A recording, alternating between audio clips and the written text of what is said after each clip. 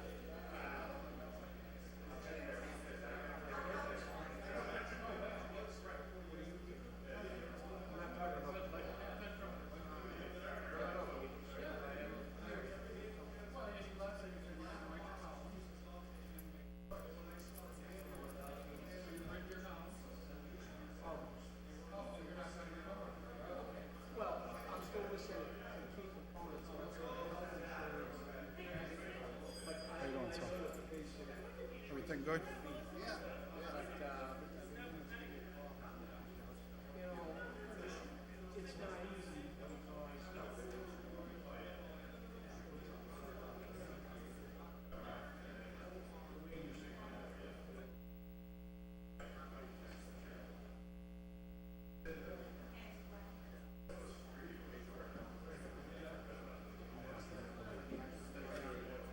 I have that right there. I'll go get that for you.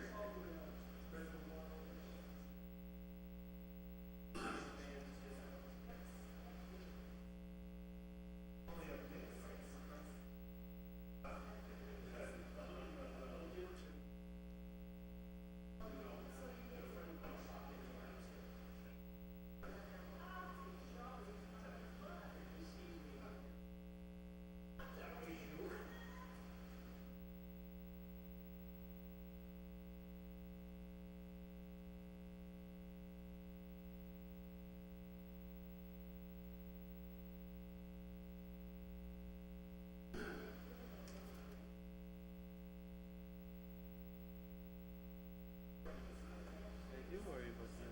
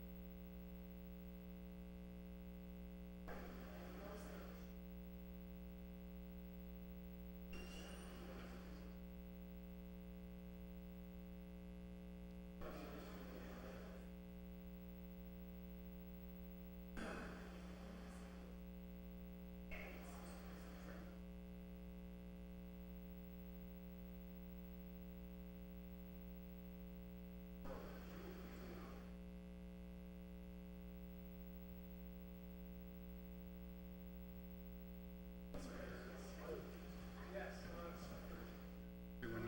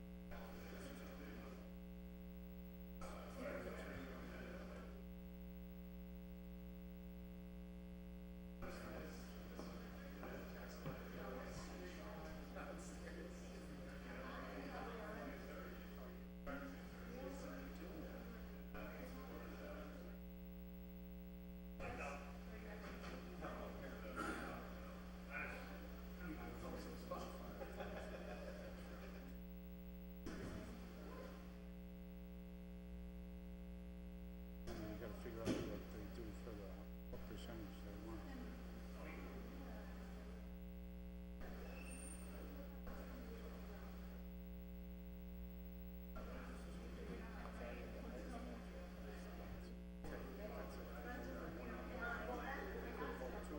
Could go up to 3.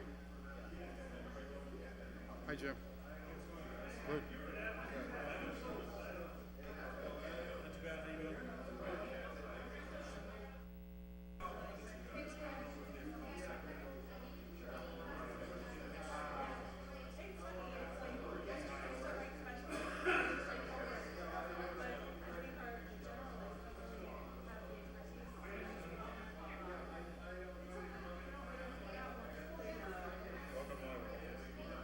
Why does, but why does every meeting start not on time?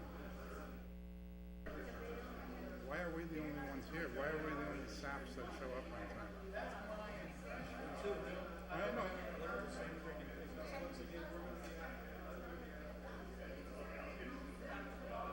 Nothing irks me more. I mean, if you showed up to your meeting, you showed up to your meeting late, we'd be the ones chastised. But you guys are here.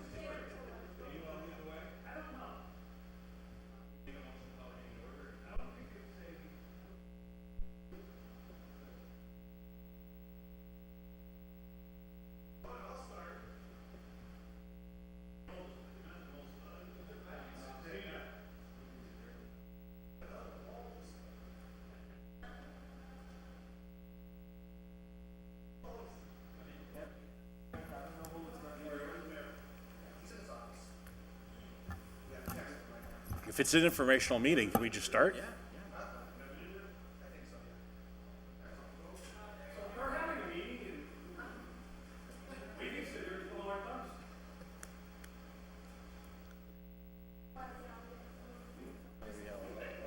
I got things to do.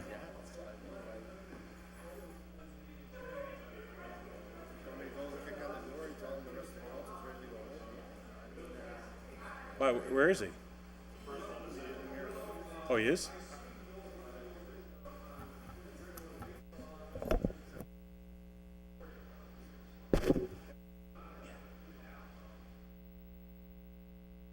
Kevin showed up to that meeting a half hour ago.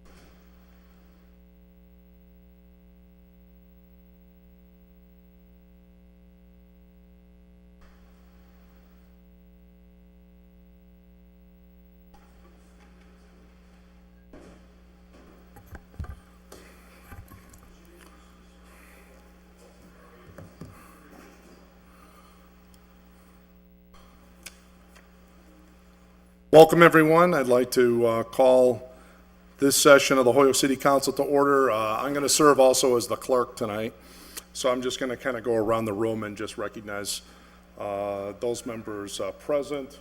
I see Councilor Graney is with us. I see Councilor Tallman is with us. Councilor Leahy is with us. Councilor Lopez is with us. Councilor Sullivan is with us. Councilor LeBron Martinez is here. Councilor McGivern is present, Councilor Lisi is present, Councilor Vacan is present, and myself, Kevin Jourdain, is present.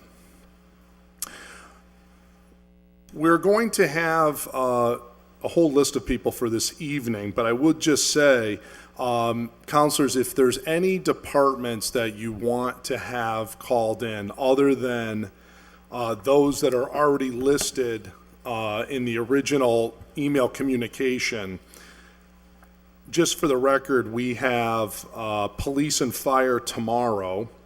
We have the DPW and the sewer department as well as the school department coming in on Thursday. We have reserved June 8th, Wednesday at 6:30 for all other departments. If there's not a lot, I'm going to try and do my best to squeeze that in at the end on Thursday. However, if there is a good number, then we'll have justification for going with next Wednesday. Now, so far I have heard an interest in having planning and economic development in as well as the law department in. Is there any other department so far, councilors, that there's an interest to have any other additional departments to come in? Okay. Councilor McGivern? I would, Mr. President, respectfully ask if anybody is wishing to propose a cut, that the department head be invited in so we can hear both sides of the proposed cut. Okay. So not hearing anybody at this point, if you certainly could let me know either by email or a phone call, if not later on tonight, certainly by the morning, because I would like to give those involved the courtesy of as much notice as possible. And I just wanted to also note for the record, it's my intention to call a special meeting of the City Council on the 15th, and that the purpose of that will be for the having the second reading of the budget as well as considering any amendments and then a final vote on the budget, June 15th. Okay. Mr. President? Yes, Councilor Graney. Quick question. On page 27 of this budget, we have the school department, but I don't have a breakdown of the school department budget. And I'd like to get that certainly in a timely fashion before the meeting on Thursday night. That's correct. And I have asked Dr. Reich to provide that to us. I spoke to him last week. He said that we would have that in advance of Thursday's meeting. But to your point, we have yet to receive that, so I agree. I would hope that that doesn't just come in as last year. What I can tell you is from my observation, it was going to be one of my questions to the mayor this evening, was that the number is identical to last year. The FY17 gross budget request is equal to the FY16 request, and I can say that I have a copy of the breakdown of FY16. So unless nothing has changed whatsoever, and Stevens Wright told me some things have changed, it's not exactly identical, but I told him the number's identical. So Well, I think that it's critical that we get that information before we have a meeting with the school department on Thursday night. Okay, so I'll ask our administrative assistant to once again poke him for that breakdown. Thank you. Yep. Anything else before we start? Counselor McGivern? If we don't have an answer on the school department budget, traditionally, prior to receivership, we had no line item control over the school department budget when it comes to cuts.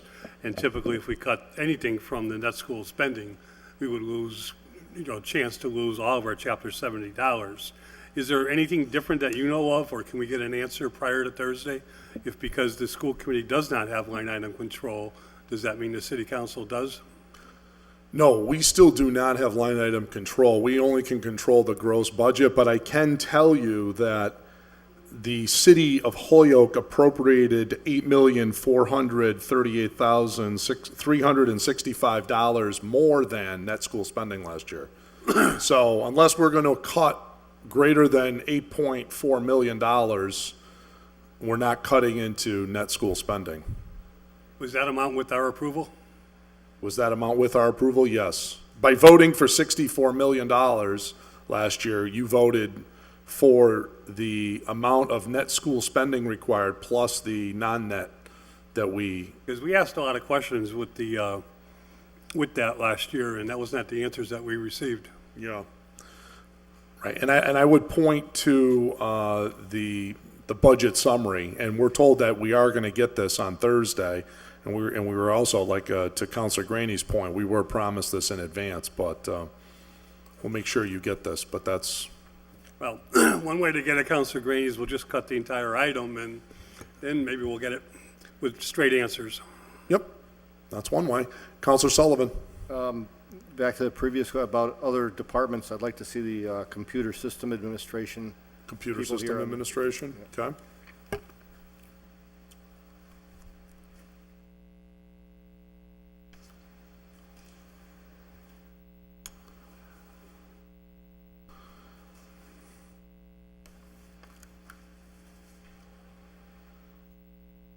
Okay, anybody, Councilor Bacon? Thank you, Mr. President. And just specific to the school spending, one of the large items was the transportation costs last year. And it's been well publicized on the news that the number of homeless people that we've been supporting in the hotels has significantly decreased. But we've also received communication that the number of homeless students being transported has remained the same. So that seems contradictory. So if they could specifically address that arena, it would be helpful.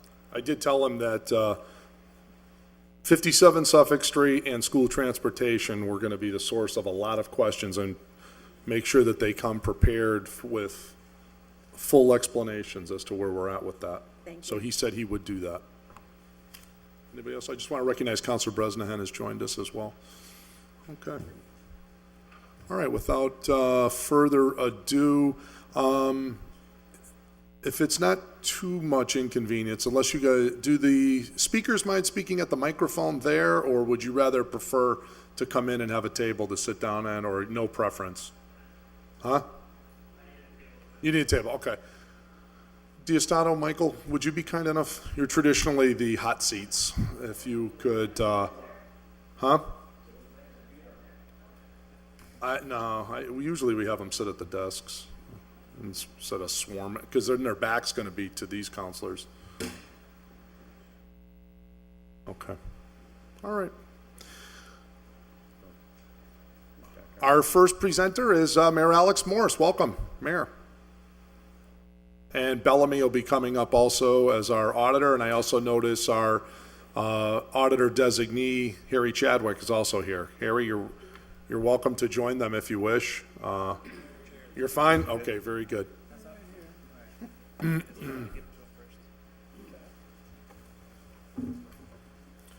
So Mayor, any opening remarks that you have, and then we can go through your two respective departments, and then any other questions generally.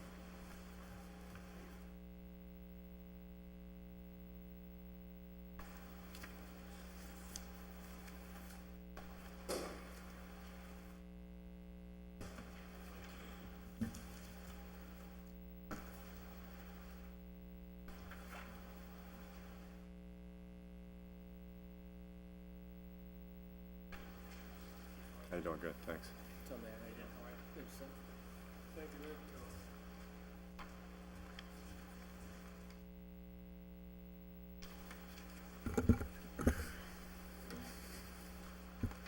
Good evening, everyone, and thanks again for having us this year. I know I'll kick this off, and the rest of the members of the finance team will get into detail in terms of revenues, expenditures, general trends in the city around growth and property values. And I look forward to answering any questions that you have about this particular budget that I know my team and I have put a lot of work into over the last several months. And just a quick disclaimer before I start, I just passed out a supplemental budget in regards to the fire department in particular. There was a discrepancy in terms of projected retirements throughout FY17 that created a $115,000 gap, and so this is just a new printout with the accurate reflection in the fire department after a conversation with the fire chief, and I know he'll give a more specific analysis of his budget in FY17 moving forward. But just in short, when you see under proposed in the fire department for the number of employees, chief, deputy chief, captain, lieutenant, those numbers to the right now reflect 100% of those numbers of employees for the entire fiscal year of FY17. With that change, however, there still is no impact to the general fund deficit. With updated revenue numbers, there still remains a completely balanced general fund budget. And so as you probably saw in my introductory letter to the budget that I submitted on May 3rd, I provided a pretty comprehensive picture of the FY17 budget, and I will remind you, last year when I came before this body, our budget deficit was at around $4.3 million. This year, the general fund deficit is $0, although there is a deficit remaining in the sewer fund of upwards of $900,000, and we've been working separately to this meeting to address that deficit in a multi-pronged approach, including the shut-off authority that the council is currently working on and hopefully voting on next week, in addition to debating a sewer rate increase. And so the budget I present you tonight is $126,333,421, an increase of less than 0.5% over the budget I presented in FY16. We did have a meeting about a month ago with Councilor Jourdain and McGivern and a few other councilors, just for my team to provide a general snapshot of the challenges we were facing as we put this budget together. The entire increase seen in the proposed budget for FY17 is due to rising fixed costs that we have little control over, such as the city's contribution to retirement, health insurance, and veterans benefits. And combined, these categories comprise an increase of $550,000 with respect to FY16, more than the total increase you will actually see in the budget between last year and this year. As you know, all department heads submit in early January to my office and the auditor's office their ideal budgets for FY17. And if I had submitted a budget funding 100% of those department heads' requests, we would be at an $8 million deficit. And so, working alongside members of the finance team, we were able to trim just about $8 million, and cuts have already happened already. And so when you speak to some of these department heads, obviously, the main point here is we're doing more with less. We're going to be able to continue providing the city services we provide in our various city departments, but with less funding. The resulting proposed budget you see today is lean. Many departments will see no increases over FY16. We have, for example, level funded the police department based on what they've actually spent in the previous fiscal year, asking them to find efficiencies. The increase you see in the fire department budget is due to the expiration of the SAFER grants, as services and staffing we have today will continue into the next fiscal year. Many other departments will also see decreases. As folks have retired or left, we have eliminated many of these positions through attrition while finding ways to cover those services and resources more efficiently to save taxpayer money. One area where we are both increasing efficiencies and effectiveness towards these goals in the reorganization is in the Planning and Development Office. The department is absorbing responsibilities related to the license board in order to improve a large part of the permitting process. It will staff the Historic Commission and Mass and Motion responsibilities to redouble efforts on creating quality spaces in neighborhoods. The Office of Planning and Economic Development is also working closer with the Office of Conservation by providing administrative support to it, freeing up the department head there to work on projects, grants, and implementation of other initiatives in the city. At the same time, the proposed budget increases the share of the city's funding, and so you'll see in the budget for planning and development that we have indicated funding for 100% of all positions in that office, and for the first time this year, counting the HEDIC contribution to those employees as revenue to the city. And we've reduced the HEDIC contribution by 1/3 with the idea that over the next 3 years, we'll completely eliminate the HEDIC subsidy to pay for those positions in the Office of Planning and Economic Development. You'll also see that the Department of Buildings and the Board of Health are becoming more closely aligned to better address the inspection of problem properties. We are investing in a new team approach that includes funding 2 inspectors using CBDG funds who will work on enhancing code enforcement and receivership programs. And as the council approved, we are setting up an in-house property preservation and demolition team to address blighted buildings at a lower cost. As all of you are also aware, the council is debating a compensation analysis. And so in this budget, and even with the balanced general fund budget, that includes small increases in the number of employees who would get to their minimum salary, assuming that the salary study passes the city council, and that's around $42,000 that is already included in this budget. We put that in different departments in a line item that mentions explicitly compensation study. A few departments in particular I wanted to highlight.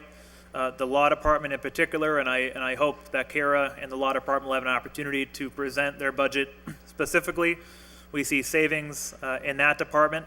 For example, this year alone, without outside counsel, we're negotiating all of our local union contracts with police and fire, DPW, or other bargaining units without hiring outside counsel, and so that alone has saved us around $47,000. This year, we no longer have the retainer with that firm. And one of the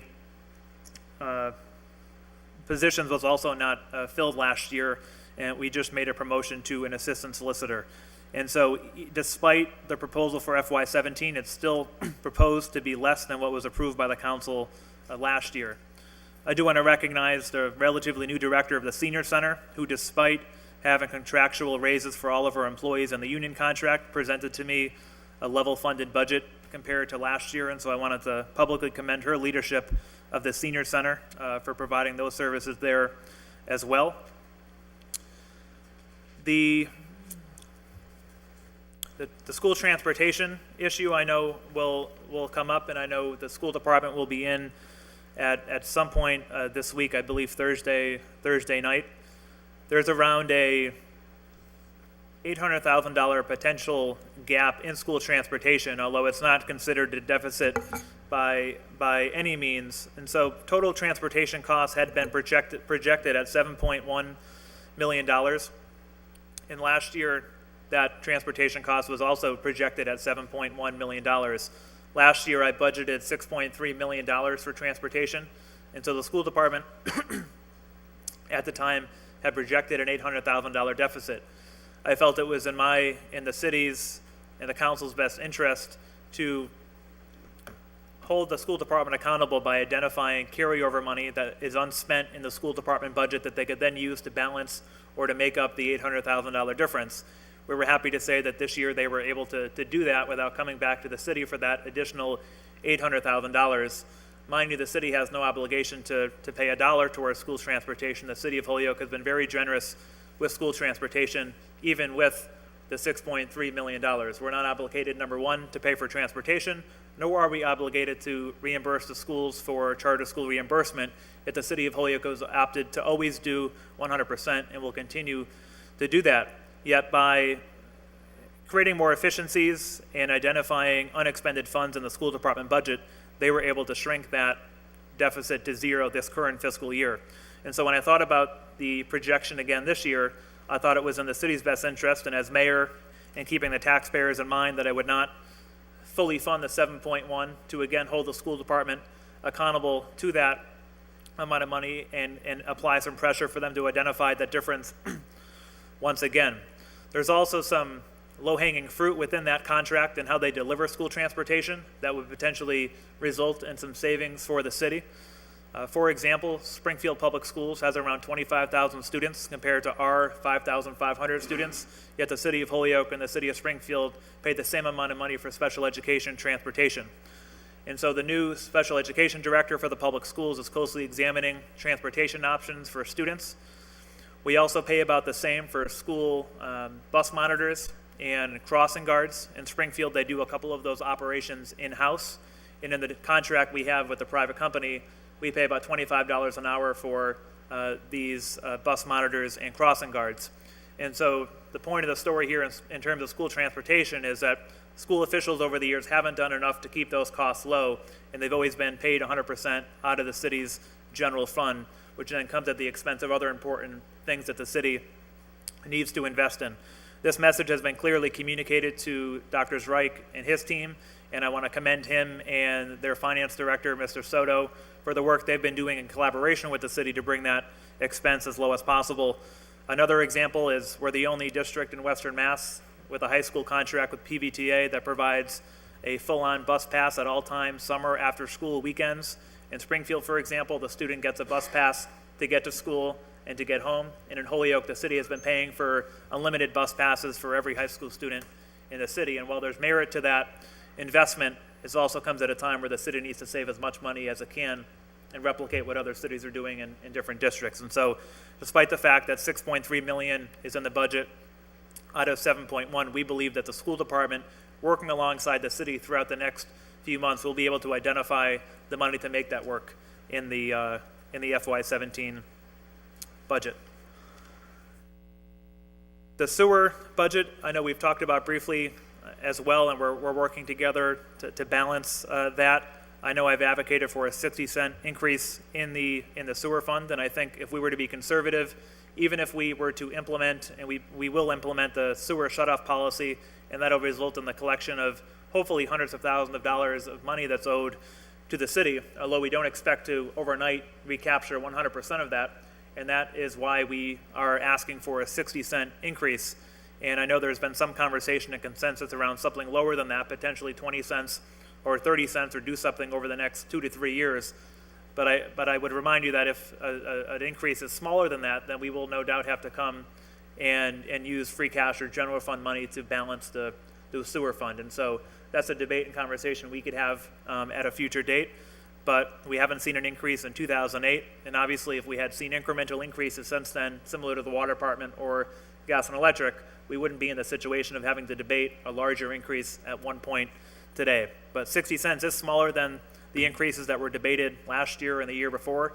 And we think that given now that all city officials are on the same page by having water shut-off authority and working with the law department and the council to do that, it's now the right time to ask for a conservative rate increase for the sewer fund. I think it's the responsible thing to do at this point. And we've also seen Bill and others at DPW really examine that contract, and we're able to shave off at least $100,000 in expenses in the contract as well. And so again, I just want to thank all of you for the opportunity to be here. I want to thank Bellamy and Katie and Sandy and Tony and everyone else in City Hall for working with us on this. I want to thank our department heads for their hard work and dedication. And as I said at the beginning, we continue to do more with less. The city is in good financial shape. I know that our financial advisor was here last year before this body as we considered a number of ways to balance the budget late last year, and she left us with a positive outlook, and she reminded us all that the city had been well managed over the last 5 years, that it had lived within its means, but we also had to explore some cuts here and there, but also explore some revenue opportunities, such as the ones we've implemented, like the meals tax and the hotels tax over the last several years. And so I think we are in good shape moving forward. We still have a sizable stabilization fund, rainy day fund. We've made some difficult decisions, obviously, to cut $8 million from the original requests. And I think this is honestly one of the first times we've actually had a general fund budget that is balanced at this point of the year. And so I'm looking forward to the conversation and the debate. And at the end of the day, I know we all want what's best for the city, to continue investing in the services that our residents expect and to improve the quality of life continually, day in and day out, for people in the city of Holyoke. And so with that, I will entertain and answer any questions that you, President Jourdain, or others have this evening. Thank you, Mayor. First person to sign up was Councilor Leahy. Yeah, thank you very much, Mayor, for coming down here and presenting the budget. I know just doing my own house budget, that's a very difficult thing to do. So putting together all these different departments is obviously a very difficult task. So I just want to say thank you so much. Just a couple quick questions just regarding a couple of different departments. First of all, I'll start with yours, Mayor. The extra clerical help. I know this is something that we touch on every year. Can you just explain? It's $12,000. So typically the city council fund, the city council funds extra clerical in my office at around $6,000 a year. This year I'm asking for $12,000 for extra clerical. And so there's 3 full-time staff in the mayor's office. There's been 3 full-time staff for over a decade, and so that's been level funded. But I have asked for a $6,000 increase in part-time clerical, and that is because of the increase in demand in terms of people visiting the office, calling the office. As folks know, we do not have a 311 center, and so any inquiries, calls, visits to City Hall, even if they're looking for a license application, a marriage certificate, birth certificate, the mayor's office is the first point of entry. And so in order to enable my staff to actually implement projects and handle the constituent requests that are actually belong in the mayor's office, we think it's important to, a few hours a week, have somebody just being able to direct people to the right departments, either by phone. We have staff in my office that escort people to different offices if they're elderly and can't find their way. We also, if the clerk's office or other offices are busy and they need help filling out applications and whatnot, oftentimes they're sent to the mayor's office, where we also have bilingual staff to some extent to help them fill out applications, also taking up time. And so, 3 full-time staff plus a little bit extra for clerical work in the office would go a long way. And so I would ask for your consideration in supporting that small increase in the grand scheme of things. Yeah, thank you. One of the things I was going to file an order on, and something you just hit on, is have we looked at doing a 311 or some sort of phone system where you can have one central number, then press 2 if you want the tax collector, press 3 if you want this, press 4 for city council? Because, if you want to get a department, oftentimes it's just difficult to find the numbers. Mm-hmm. Yeah, and that's why folks call the mayor's office. So there's 2 things on that. Number one, we are looking into a new phone system for the entire city. It's a pretty expensive investment, potentially upwards of $500,000 to upgrade phones throughout the city. And we could certainly think about implementing an automated system. I do think there's value in a personable welcome to City Hall, and in getting people the answers they need. And but obviously there's benefit in an automated system as well, and we can look into what other cities do. A 311 system I had looked at when I first took office back in 2012, and that's also a sizable investment because you need people to track where those calls exactly go. And our office has an internal tracking system in terms of constituent requests, and when we forward them on to different departments, we've implemented things like See-Click Fix, an app on the iPhone that have covered some of those issues. But I do think it's an opportunity to potentially explore whether or not it would be worth it for the city. And maybe we could put that into a bonders. My second question in your department is the dues and subscription. You're asking for $10,000. Can you just explain that? Yep, and I've asked for $10,000 every year since I've become mayor. It had traditionally been funded at $10,000 in the past. The city council had cut that down to $3,000 in the past, and the $10,000 completely covers a membership to the Mass Municipal Association. And that's not just a membership for the mayor's office, but also membership for the city councilors and city employees that want to attend the trade show in January or other events, meetings throughout the year. The other membership is the United States Conference of Mayors subscription that former Mayor Michael Sullivan was an active member of, and that I've become an active member of, and surrounding communities, Chicopee and other communities are also members of. Okay, so I'm glad you explained the fire departments, because when I first got this, I thought you were cutting a captain and cutting a lieutenant, but that's not the case.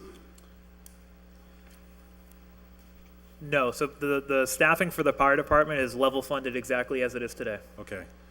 And there was a $115,000 gap between what you probably saw before tonight and what I passed out in the supplemental. Right, okay, and the second thing is, one of the things we like to do is try to balance, or try to, put as much money into different line items as we think we're gonna spend. What would you say on the overtime for the fire department? Do you think 350 is realistic? I think it's realistic. If you look at well, number one, we expect there to be some potential savings throughout the year if there are any unanticipated retirements, which at this point the chief isn't projecting any, and he can talk about the specifics of that budget. We have had brownouts of Engine 2, and so if you look at some pay periods, you'll see overtime at pretty record lows in terms of saving money in overtime, and if you calculate what some of the more conservative payrolls are in the fire department, when we have the brownout in effect and multiply that by 26 pay periods or so, you have a pretty conservative number in terms of overtime in the fire department. Okay, question on, skipping towards page 8, Office of City Solicitor. Keep hearing someone I keep thinking it's Kara behind me. We're keeping that the city solicitor position open again, or what's your thoughts on that position? So I haven't proposed any funding for the city solicitor's position, and no plans to fill the position. I would say over the last 2 years we've saved at least $150,000 by keeping the position open. I think the position and the whole law department has become apolitical and a professional operation that has run very smoothly. We no longer have outside counsel to do our contracts, and so we're saving a lot of money in that regard. I think Kara is one of the most professional employees we have here in the city. Sarah Carroll and Paul Payer are also great attorneys that we have. Sarah focuses on our negotiation with the Section 19 Committee for Health Insurance. She heads up all of our negotiations with our local labor unions. And Paul Payer is our attorney focused on receivership, housing, and really helping us grow the receivership program in collaboration with attorneys in Springfield and the city of Springfield in general. And so we've gotten them more focused on specialties, while at the same time saving a ton of money in that department. Yeah, I agree. Kara and her team do a fantastic job. One of my concerns, if you're looking at the line item in regards to the special counsel and under expenses, $100,000. And one of the big expenses in that special counsel continues to be an attorney that lives in Florida. I don't have it in front of me, but he's billing approximately, from my understanding, close to $10,000 per month. Don't you find it would be much less expensive if we had a local attorney handling those cases? So I've talked to Kara about this in the past, and I hope she'll answer this more specifically when she comes in. But I do know that I do think the rate is reasonable when you look at the workload and in terms of the actual work he's done on the particular cases he has taken on. These are federal cases that can't be handled by internal attorneys. But in terms of the specific case, and I can't remember the name of the attorney off the top of my head, Kara is confident that we're getting the best deal possible for this particular case.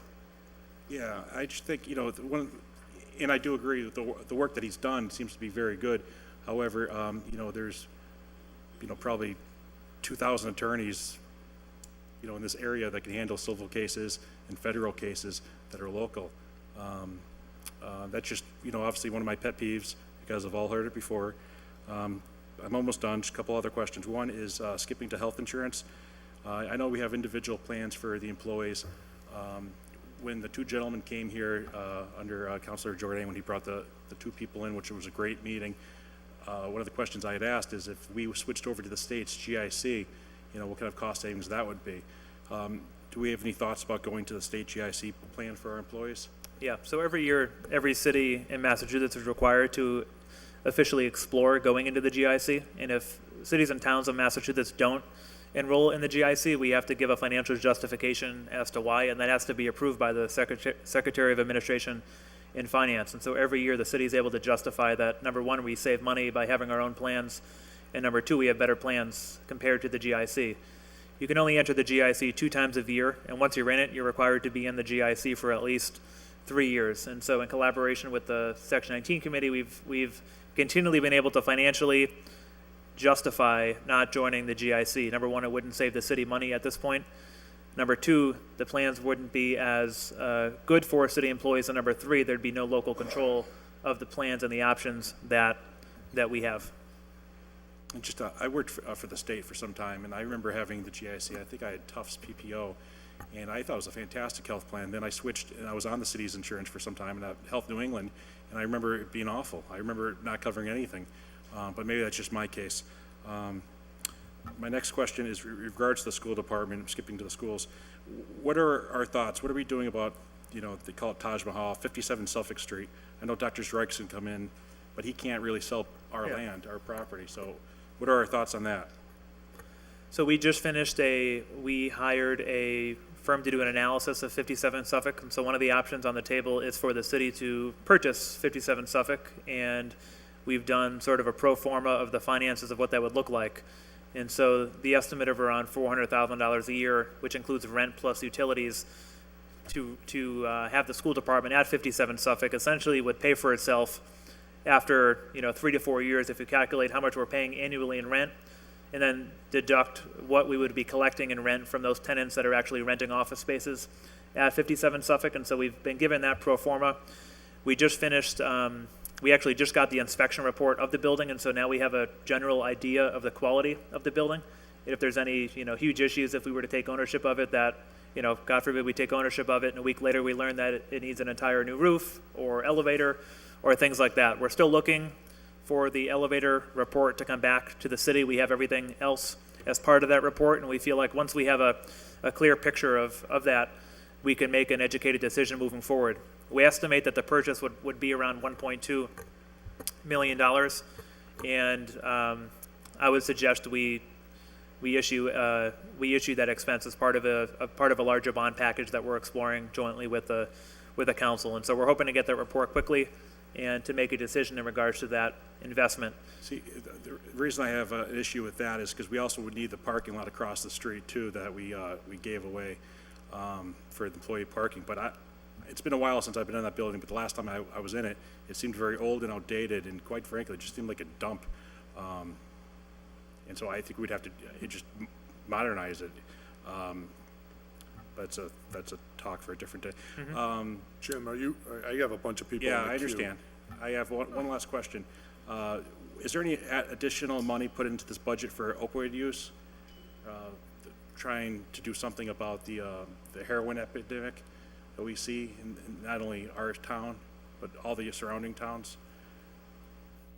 Not directly included in the budget other than the money invested in the Board of Health. We have been lucky enough to receive a number of state and federal grants to combat the opioid epidemic in the city of Holyoke.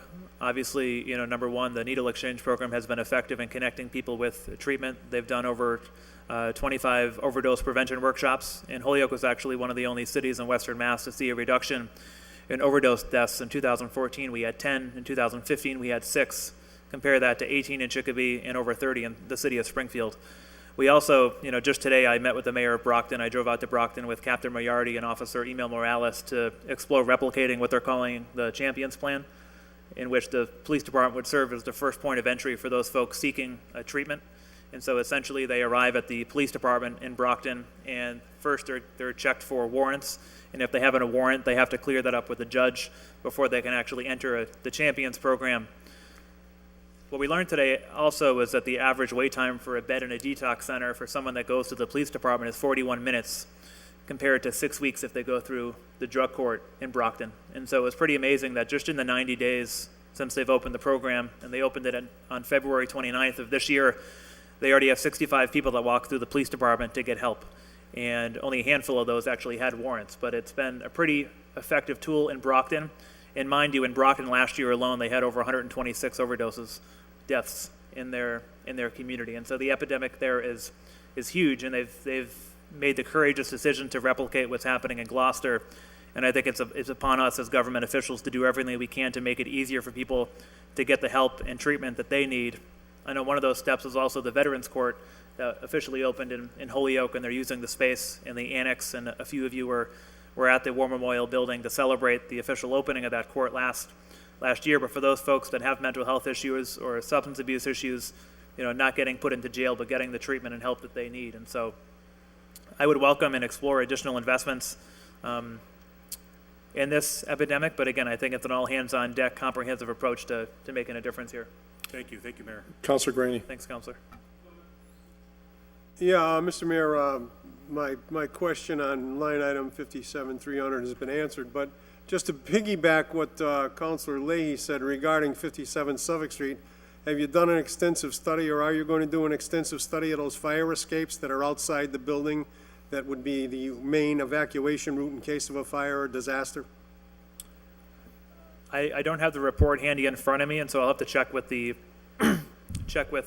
my office in terms of I imagine they were included in the inspection of the building in terms of any issues. I know some of the issues were a few windows needed to be fixed here and there, or locks and things like that. I don't think anything initially jumped out as a huge expense, but this is probably something I could provide to the city council so they can look at the report. Well, once again, I'm more concerned about the safety feature of those fire escapes, because people who are handicapped or disabled on the 6th and 5th floor have to get out of that building if there's a disaster. And the outside fire escapes today are archaic at best. Thank you. Counselor Vacan. Thank you. My question is on the recap sheet, unless you're going to go over that separately a little bit later. I think the auditor's Bellamy's gonna do that. you're going to go over the recap, right? And the revenues? Yeah. Just because, just so I'm looking at the anticipated increase in real estate and personal property tax revenue. Yes. And I'm interested to know what the estimated impact per household that is expected to have. Yeah. So Thanks. Bellamy will talk a little bit more about that, and then the assessor will talk about specific estimates. But I know the assessor, in partnership with us, projecting a 2% increase in residential value and about a small increase in personal property value as well, in the amount of perhaps around $100,000, which is included in this budget. But the assessor can talk specifically about those projections and how they came to be. Thank you. Okay. Next up, Counselor Sullivan. Yeah, thank you. Mr. Mayor, on the Board of Health, you're projecting a revenue of $50,000 in vacant building registration. Could you give us the page number on that? That's on page 37. 37, thank you. And it's about a lot more, 8-10 times more than we've ever collected. Oh, the vacant building revenue? Right. Are you talking about the $50,000 line item there? Yes. Yeah. And so that's a projection based on increased enforcement. And so we have an additional attorney working on receivership. We have 2 new positions funded by Community Development Block Grant funds just to work on quality of life issues of this sort, in addition to the in-house demo crew, a new position in that department as well. It's going to focus on abandoned buildings. Well, I understand that about focusing on them and increased enforcement, but actually to think that we're going to collect this money, these are the same people that aren't paying their real estate tax, that have abandoned these buildings. I mean, I feel it's just a little over-optimistic to think we're going to collect $50,000 there.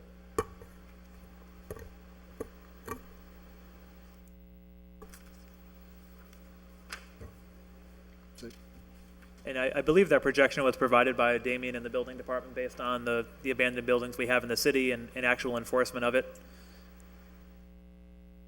Okay, but I mean, we're basing a budget on bringing in these revenues, and I don't see how we can expect to collect $50,000 where even with increased personnel and people going after it, this is the same, like I just said, this is Well, the some same of group it's- of people that aren't paying their property taxes, that have abandoned these buildings. To think that we're gonna bring in increased revenues on this, I think we're fooling ourselves.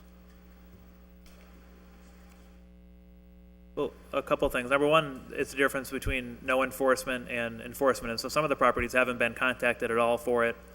The council also doubled the actual fine for vacant building registration, upwards of $6,000. And so there's a difference actually in the fines that will be charged to some of these vacant buildings, as well as the municipal lien enforcement as well.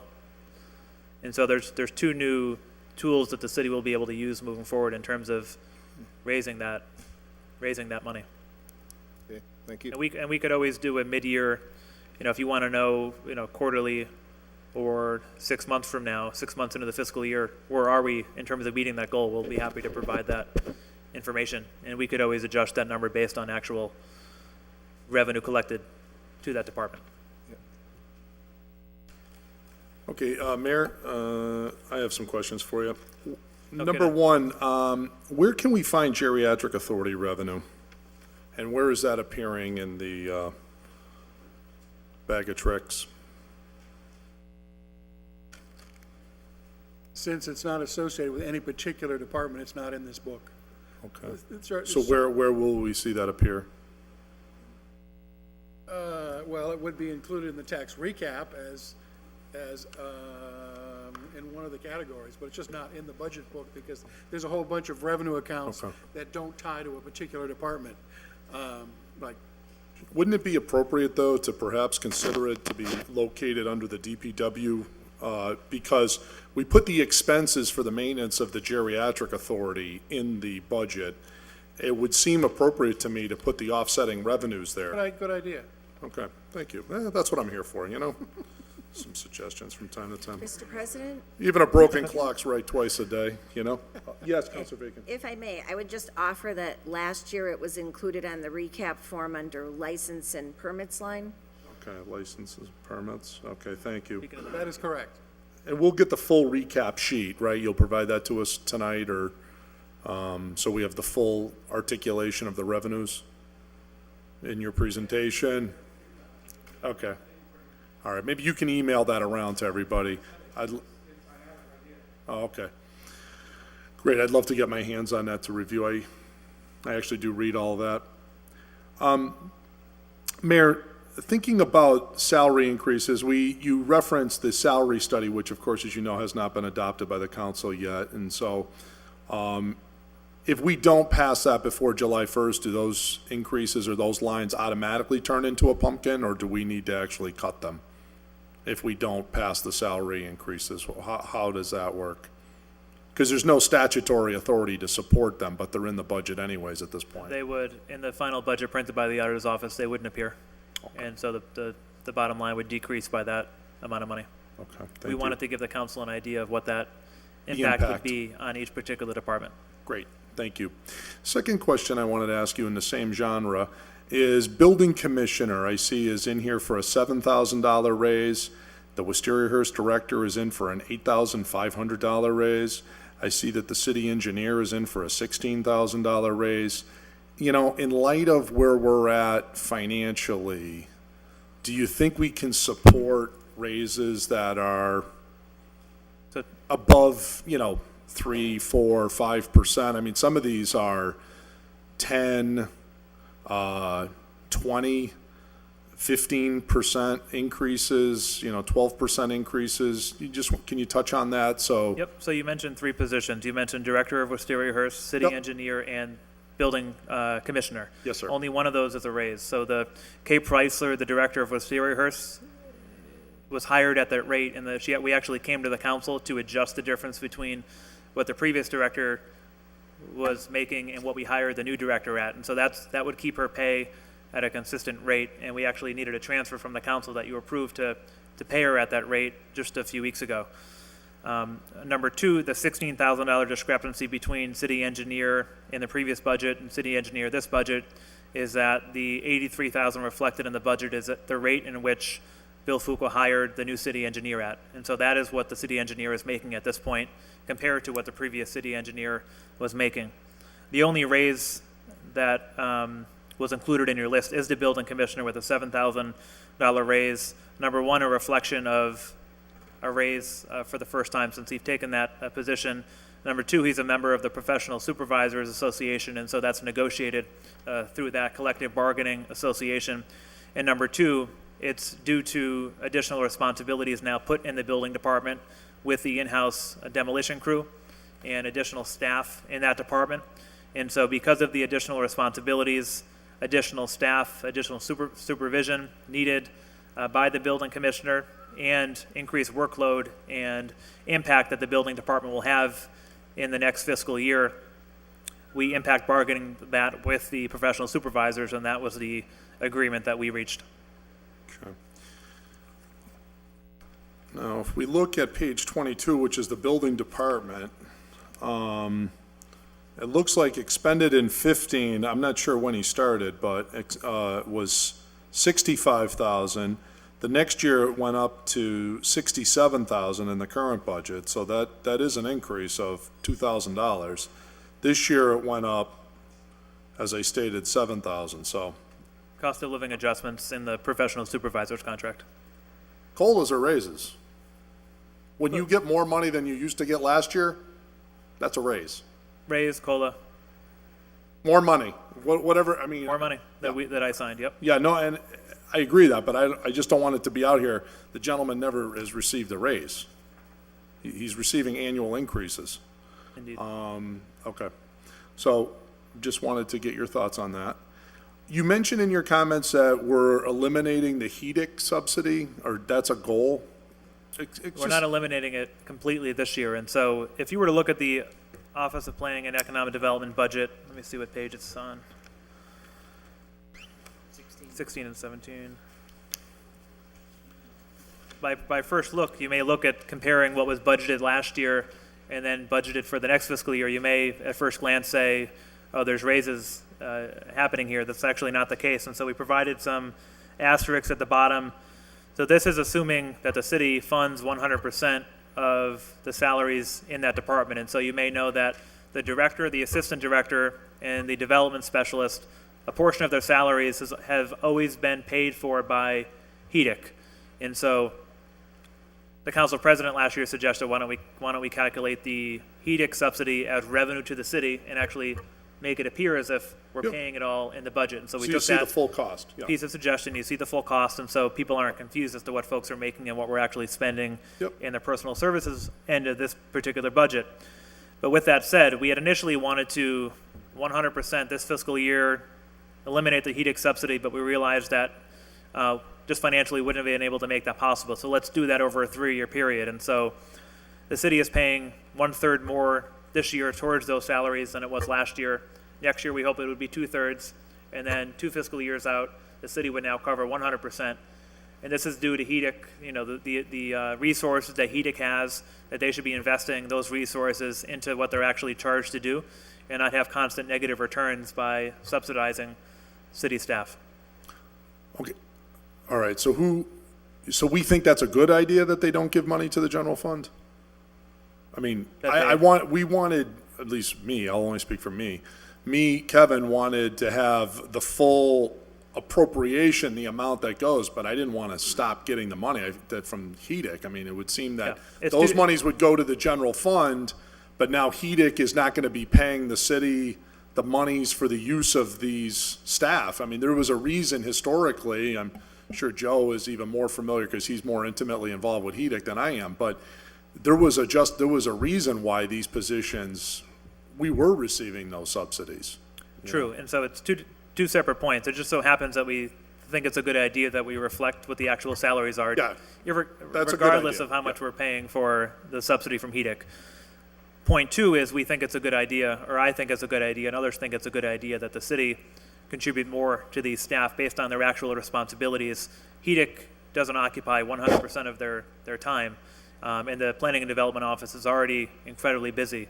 And so given the the budget and the task and the mission of HEDIC, we think that it's responsible for the city to carry increased expenses in terms of the salaries of these particular employees.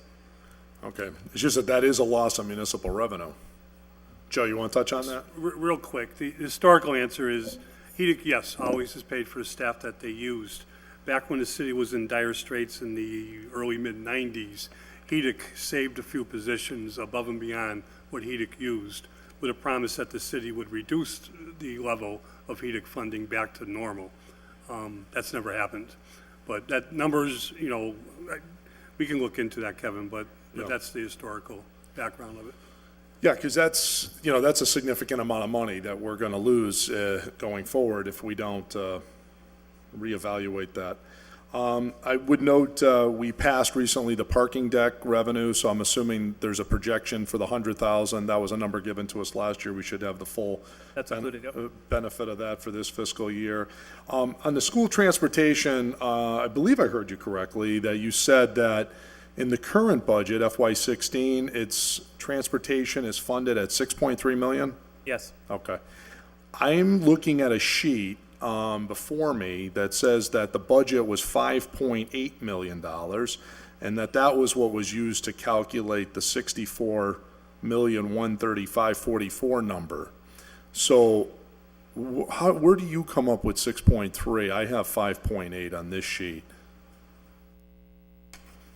I don't know. Have you ever seen this? This is the recap that ties out to the 64,130. I'm sure I've seen it at some point. 544, yeah. And then it says transportation, 5.8 million. That was before the entire contract. That was probably two years ago or so, what that cost was before the increase went up to $7.1 million. All right, well, this is dated 6/8/15, and this is what is justifying the FY16. This ties out to the dollar. Yep. For FY16 school budget, and you've used the same number for FY17 school We have, budget. and that's essentially, the 64 number is essentially a placeholder because we're obligated by minimum net school spending. And so what we debate about and what we look at more closely is the school transportation. And so what we funded last year, and Bellamy can speak to it more specifically, is about 6.3 of the total $7.1 million in transportation costs. Do you want to speak specifically to that? I can't see exactly what you're looking at, but if that ties out to 64,130,000, that would be after we told the schools last year to reduce the amount of money spent on transportation. My concern is that if it's 6.3 is the transportation estimate, then to still have the same 64 million number, that we've either found $500,000 somewhere else or we're off by $500,000. Because the number's still 64 million, and that's based on a transportation budget of 5.8. If this year's transportation budget is 6.3, It's what they wanted was 7.2 or 7.1. 7.1, right? Right, and we didn't give it to them. We gave them the six. But I'm telling you, in the budget, that's based on a transportation budget of 5.8. And I can't.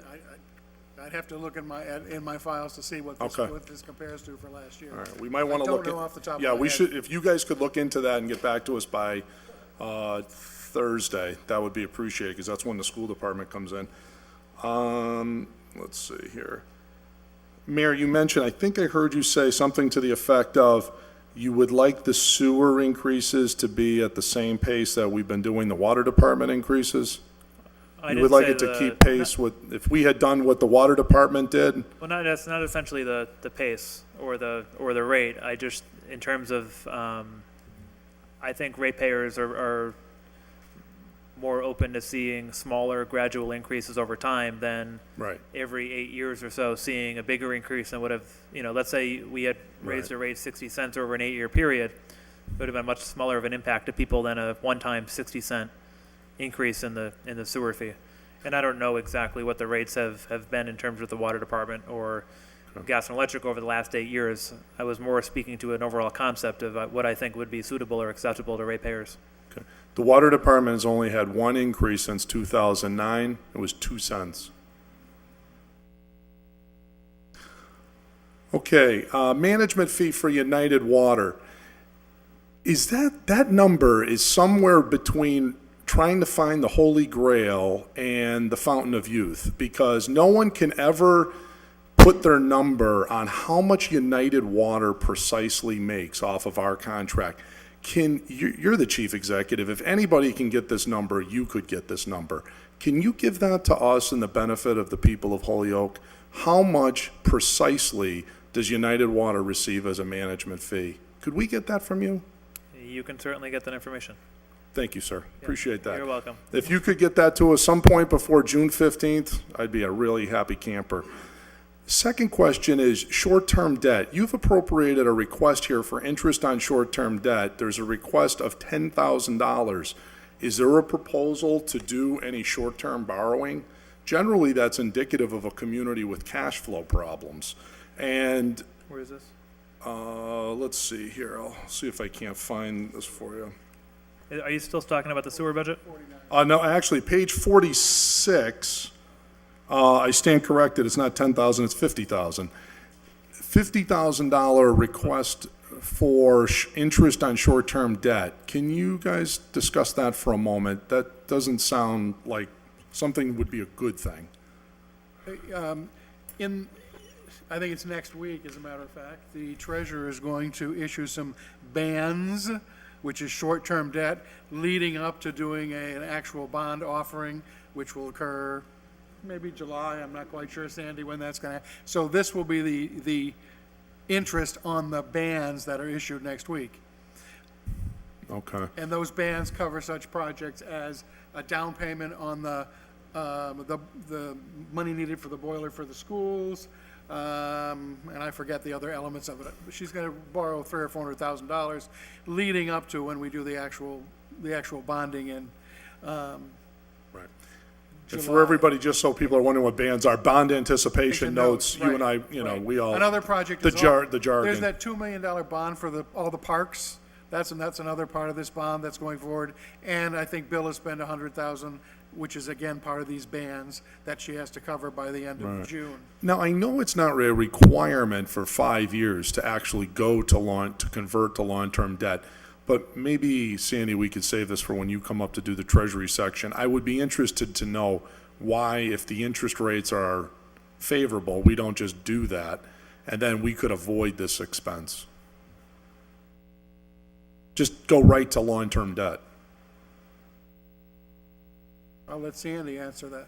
Okay. But basically, the plan is Sandy? to do it ASAP. Keep that in mind. All right.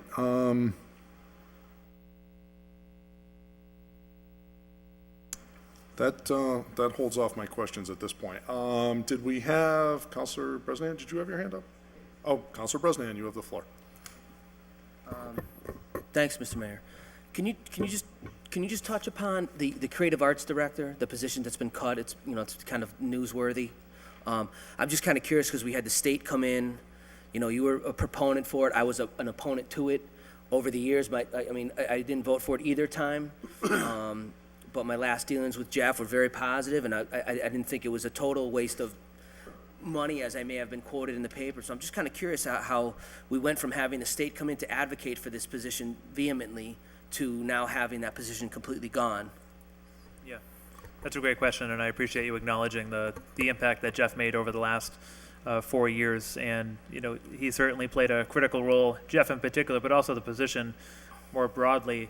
And the decision not to ask the council to extend the funding for the position, number one, is because we've made other investments in the planning and development office, and so we didn't anticipate that we would need a full-time position to do all of the duties that he needed to do.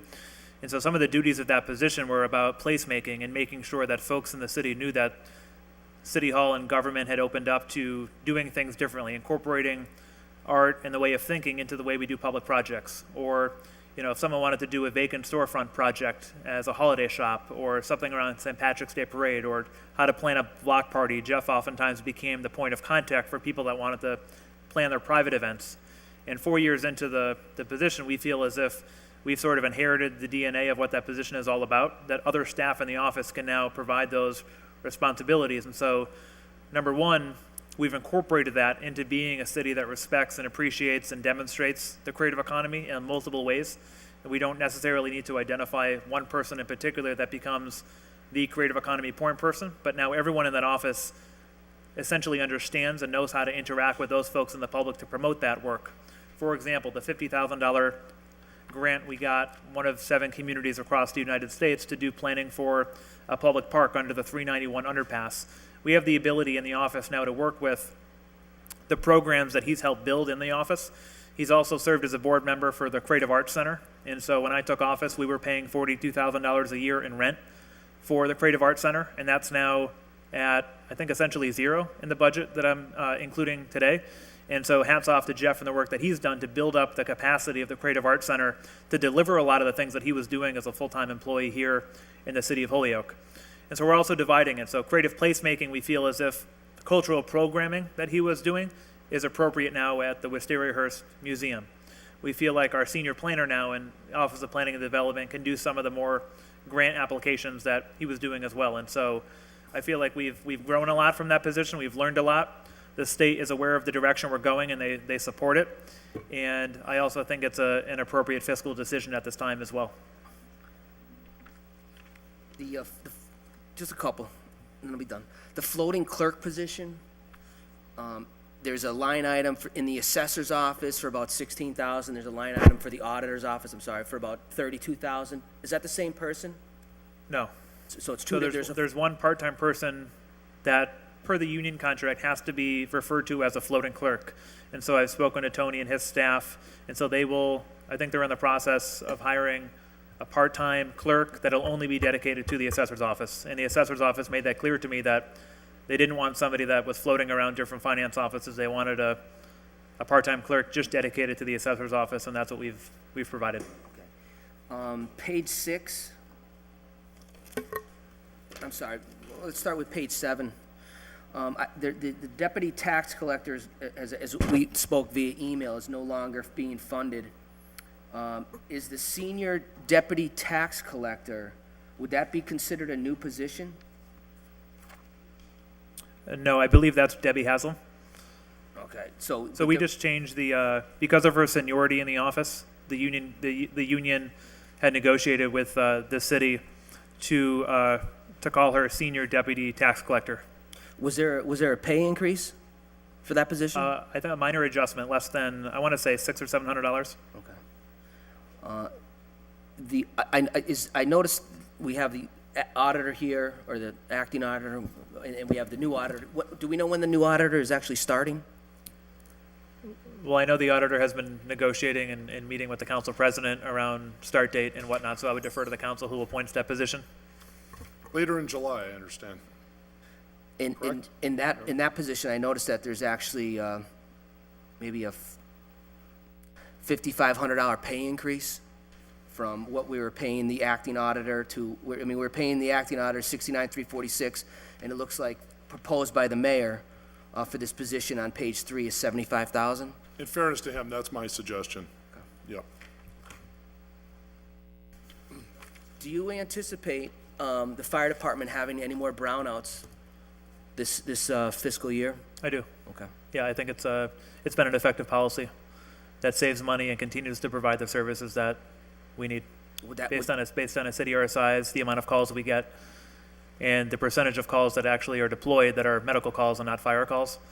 And so we have the data to support it, and proud to work with the fire commission that is also on board, and the fire chief. But I think, I come in here and I think, containing overtime costs has been one of the biggest goals of our administration and the city council. And I think one of the most effective ways that we've been able to do that is to adjust the staffing to meet the needs of the city of Holyoke today, not the city of Holyoke of 20 years ago. Okay. And just to touch upon Jimmy Leahy's thoughts on the GIC plan, and I know how that, for 10 years I worked for the city of Holyoke, and I now have a GIC plan, and I can tell you this, that my cost has gone down exorbitantly for a family plan. Again, just me specifically, I don't know, how it works out with other folks. I think the good thing about the GIC plan is it kind of takes that political element out of it. We're not, there's not a lot of and I don't like to use the word kickbacks, I'm not suggesting that to you. I mean, I had the same conversation with mayors before you, is that it's not a bad idea.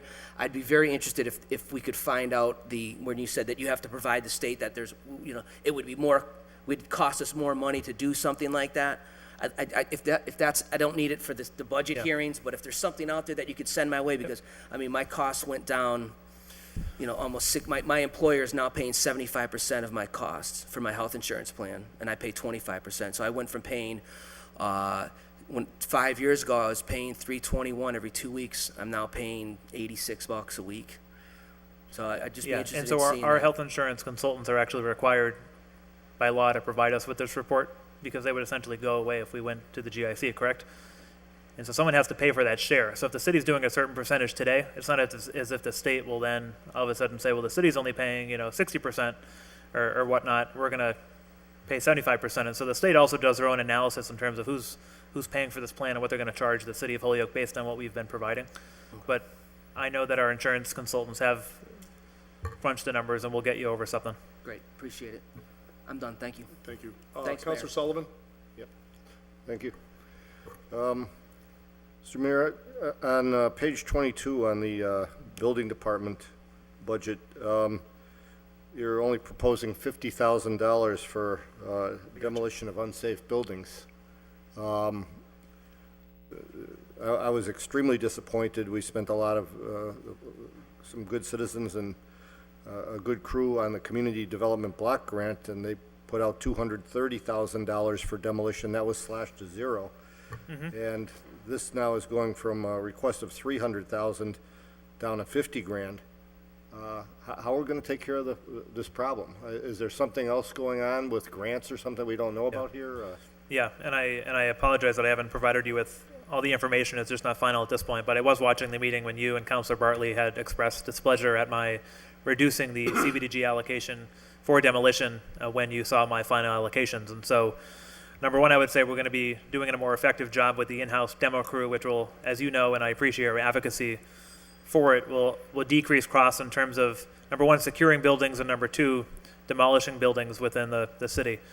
Number two, Alicia Zoller, the director of our Office of Community Development, is currently putting together a Section 108 plan that allows the city to borrow from its annual allocation of CBDG funds. And so essentially, if we were to identify X number of properties throughout the city that the fire department essentially has already provided in collaboration with the building department as part of our problem properties committee of what are the most dangerous buildings in the city. If we wanted to demolish 10, which 10 will we demolish? And so that has all been compiled. And so a Section 108 loan essentially allows the city to bond up to 5 times our annual allocation. In this case, we would be able to bond for up to a little over $5 million for demolition. We won't ask for a $5 million authorization just for demolition, nor a number that high, and the council will have to approve this expenditure. We're thinking of somewhere around potentially a $2 million Section 108 bond. We would pay for that over X number of years, and the payment for that bond would come from our annual allocation of CBDG money, but it allows us to do it in a bigger, more effective way instead of doing a piecemeal $100,000 here a year, maybe $200,000 this year based on our ability. If we can make a real tangible impact on some of the low-hanging fruit within the next 12 to 18 months, it's something that all of us will notice here, and the residents will certainly notice as well. Absent this budget, right now we've pretty much already identified funds to demolish the building on the corner of Pine Street and Hampshire. That'll be coming down hopefully within the next few weeks. We've also identified the funds to demolish 2 buildings on Main Street, one next to the social club, a couple down from Enlace de Familias, and then the other building that will be demolished within the next few months is one that's vacant across from the corner, near the corner of Main and Cabot, next to Nueva Esperanza as well. And so there will be 3 buildings demolished that the city owned at this point within the next several weeks. And then we think the best way moving forward, and our building commissioner agrees, is pursuing the Section 108 loan program. And I could have Alicia, she's put together a presentation just on this topic alone to use for demolition. And I know she's happy to come before the council or to meet one-on-one to discuss our strategy in that regard. So what would be the time frame of these funds becoming available? So it takes about 6 months to set up the program. That clock has already started when Alicia officially notified HUD that we want to pursue this grant money.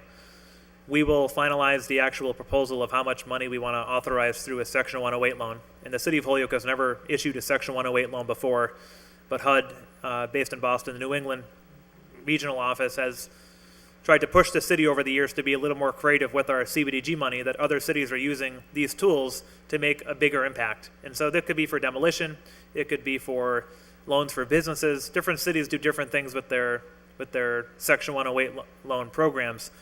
And so that process has started, will come before the council, and none of it can be authorized or officially spent until the city council approves that presentation. Okay. Now, are there other, like, the field house at Mackenzie Field, stuff, are those all part of that package, or? So- Because there's not enough money in this budget. So the field house demolition and reconstruction of a concession stand and bathrooms has already been proposed and authorized by the city council as part of the $2.2 million bond that I proposed a couple of years ago. And that'll do track and field improvements, the new turf at Roberts Field, the track, as well as field upgrades at Mackenzie, the outfield, the infield, some lighting, as well as the demolition of the field house and construction of a concession stand. So the money's already there for that. And I sent around a memo, I think, 2 weeks ago or so via email from Bill that I then forwarded to every school committee member and city councilor in regards to the timeline of the RFP to do that work this year. Okay, thank you. Thank you, Mr. President, and Mayor, thank you for answering our questions and for presenting a balanced budget. We know a budget is but a snapshot of what it is today based on estimated revenues and in some areas based on estimated expenses, but you've done, I think, a good job of keeping a number very close to what would be a balanced, considered a balanced budget, at least in my definition. Thank you. A couple of questions on the expense side, and then maybe two other questions if I can. Unemployment costs, they were level funded. We know the issues with unemployment is the schools. We have, at this point, no control over the layoffs in the schools. Are we on the same course with the receiver, with Dr. in the idea of trying to keep in control our unemployment costs? Is there going to be an unusual flex over the summer months if there's layoff notices sent out too early? There's a couple of things on that, and I always anticipate that question from you, so I appreciate you not disappointing me Just tonight. waiting for me, huh? I will say, so we have talked to Dr. Zreich about that projection, and basically what he told me is that he projects fewer layoffs than in previous years, and so there'll be less turnover and process over the summer. Typically what happens, as you know, in the school department is that there are a number of non-renewals based on lack of certification, and so that'll happen as usual. They're not necessarily terminations or layoffs. There won't be many, if any, teacher layoffs. There may be some layoffs in support staff, be it clerical staff or paraprofessionals, but there really hasn't been a figure put on that by Dr. Zreich, and I'm sure he'll answer more specifics to that when he comes into the council on Thursday night. But we certainly don't anticipate anything bigger than last year. We anticipate it to be a smaller number than the previous year, and we're also exploring, replicating what they're doing in other communities to keep those costs low in terms of the process of official notification to employees, wording of those letters to minimize the number of employees that are let go in early summer and then hired back in the fall. We basically could do a better job of minimizing that unemployment cost if we know that they're going to come back in the fall. And I think we all agree that it's the proper thing to do to let a teacher know that they don't have a job in the fall during the spring months so they can look for a job in another system. The problem is, just because they get told that their job has been eliminated, their salary doesn't start until September 1st. They should not be collecting unemployment until September 1st. Yeah. Doesn't change their total benefit whatsoever. It just makes a difference is if they start working in September and we pay them for unemployment for the summers, it's like a double payment of a vacation months. While we're on the subject of schools, and this has been touched just briefly, and I've never asked this question this way, but with the good auditor outgoing auditor sitting next to you and a good incoming auditor sitting behind me, what do we anticipate net school spending to be this year? Do we have a dollar figure on it?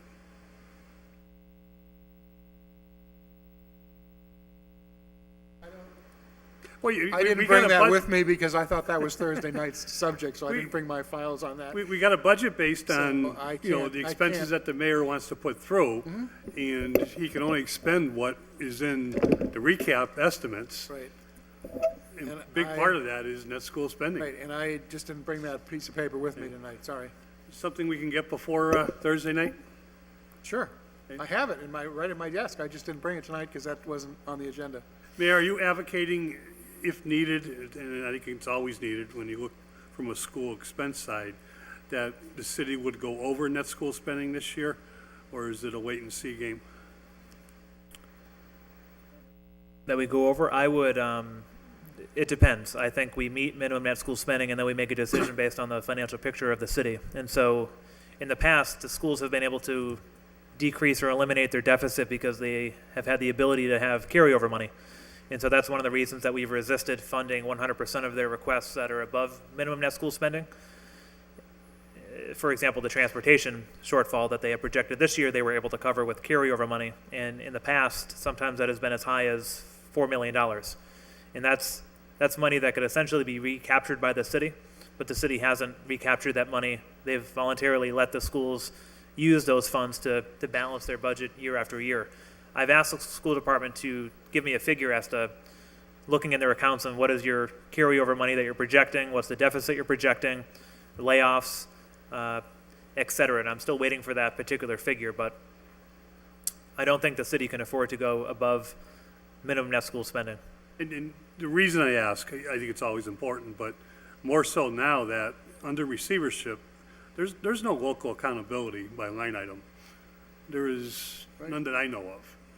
And that I'm not going to say it scares me at this point, but I think it's an issue of concern that we have to be aware of as we're addressing net school spending, as we're addressing Chapter 70 dollars in school budget. And we've always had a good relationship with the school committee who's had the line item control. You know, at this point in time, and you as a member of the school committee understand what I'm saying, we don't have any local control over this budget. You know, once the money is there, the receiver has full control. I don't think, I know we can audit, but I don't think the state comes in and does what should be an audit. And I would go on to say that's not only for a school budget, but that should be for charter schools too, because they pass the charter school dollars through the city. But we're getting off track here on that note. That's just an editorial. And Council, that's precisely why I don't think we should give them a blank check for things like transportation. I mean, there are certain things that the school, we do control, and one of the things we control is the number I put in the budget. And so if we can somehow hold them accountable for performance and getting the best out of contracts and whatnot, we should do those things that we can do. And they're also under receivership eligible for more grant funding for particular programs as well, outside of the purview of the city budget. Mayor, we'll be talking about this later with the auditor and perhaps the assessors, but the ceiling limit, are you going to take full advantage of our ceiling limit this year?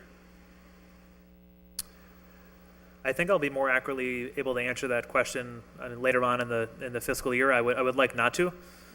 I mean, it would be nice not to hit the levy ceiling if we don't need to. But I know that this budget does reflect revenues of that sort. That's a fair answer, but I tried. Last one I'll try, because I always do this with the auditor, but let's do it with the mayor. What are we using for free cash estimate? I knew you were going to say that. So we project free cash to be anywhere between $1 million and $2 million. Thank you. And that is, we think it's a reasonable number. You actually got a number out of us. Well, even though there's $1 million difference. It's closer to the numbers we've gotten in the past. It's more of a number than you've gotten from the previous auditor. But I would say it's also a reflection of the changing in budgeting practices in terms of the recommendations brought by the Fiscal Advisory Committee of the Council that, we're actually, attempting to our best ability to accurately reflect what expenses are based on trends and what actual revenues have been in the past. And so instead of budgeting, 60 or 70% of what revenues are the previous year, being a little more liberal with that, but still having a conservative feel to it in terms of allowing some breathing room if some local revenues don't come to fruition that we expect. Thank you, Mayor. Thank you, Mr. President. Counselor Graney?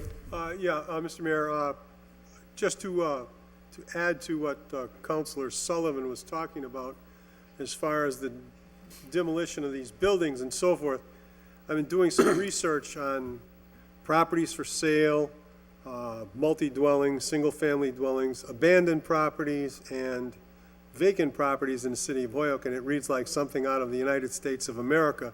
Some of the people on this 17-page document are from all over the country. There are abandoned single-family dwellings, double-family dwellings, there's multiple housing and so forth.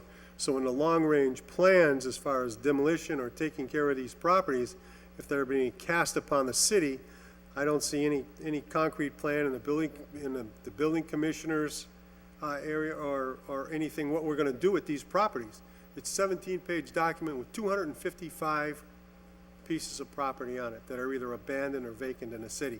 And people are talking about a Community Preservation Act and talking about all this other stuff, about tax increases, sewer increases.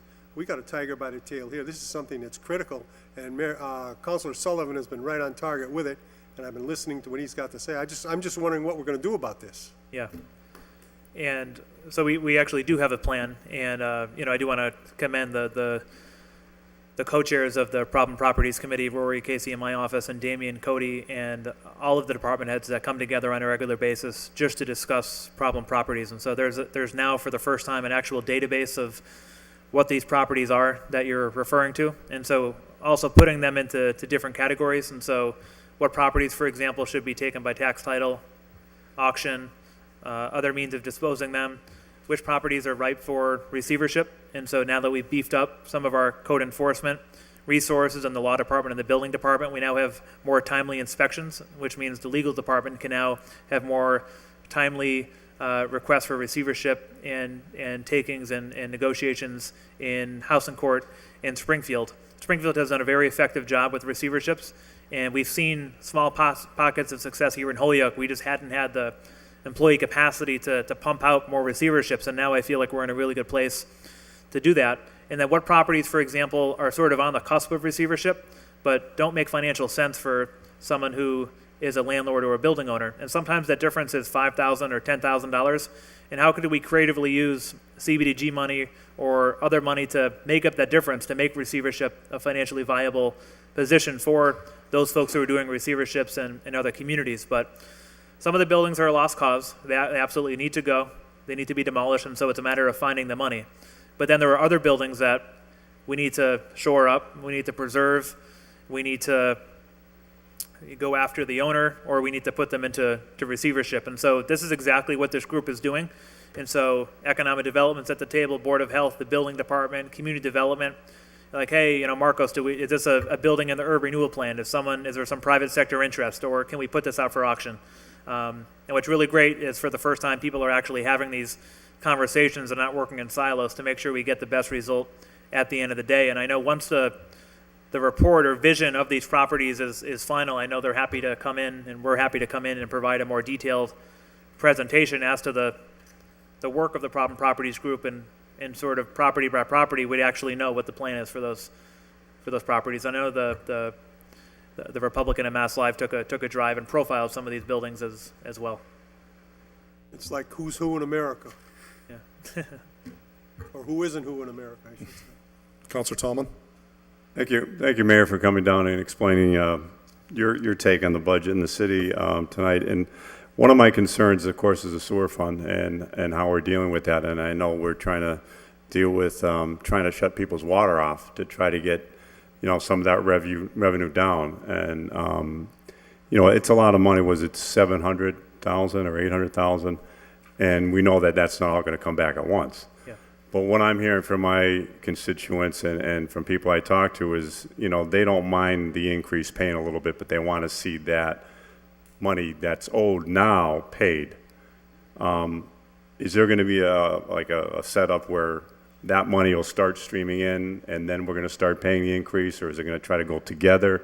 Because I think people don't mind paying a little bit extra, but they want to see that people that aren't paying and people that have the ability to pay, will be paying. Is there anything, will that come up before we see the increase? So it's a great point, Counselor. And so one of the things we did in this budget is we we made a conservative estimate in the increase of revenue based on the shut-off policy. And so this budget right now before you assumes that the shut-off policy has been implemented and we've been able to collect probably a little less than 50%, I think, or so, 50%? 95% of all revenue.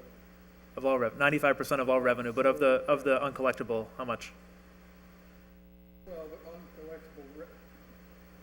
the uncollectible rate now is 89, 90%. I'm not exactly So sure. we assumed But about that a- will go up to 95% according to this Yeah. budget. So I don't know what the dollar And then amount is, but we assumed assumed a a 5% year. increase in collections Right. based on the implementation of the policy. And so ratepayers out there should know that based on the hard work of the law department, the council, our office, we've actually identified a legal means to move forward on this after many years of investigation and debate about this. And so what the council wouldn't be doing by raising the rate by a small amount would be ignoring the fact that we have this uncollectible amount of money.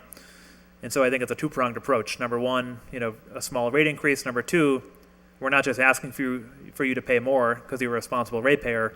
We're also going after those people that haven't paid. And so that's imminent. That's going to happen. We expect the council to vote on this next week, and I appreciate the next week or the week after the cooperation on that.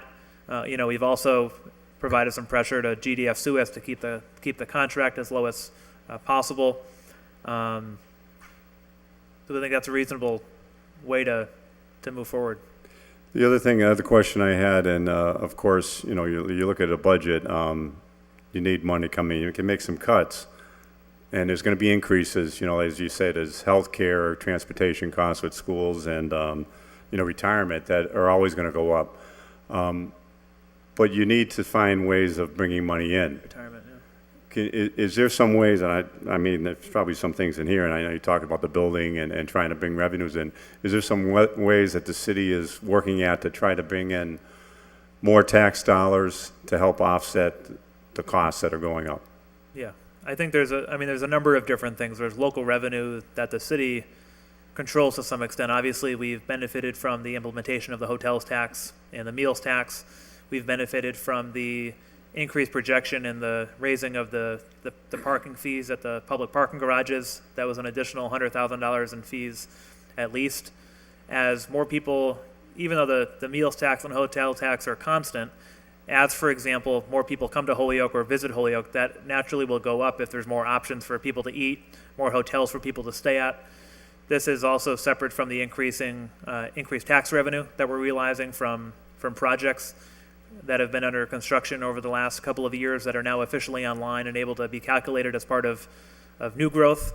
We're benefiting from the increased revenues because of the 2% projection and increase in residential property values. So that's increased revenue to the city as well.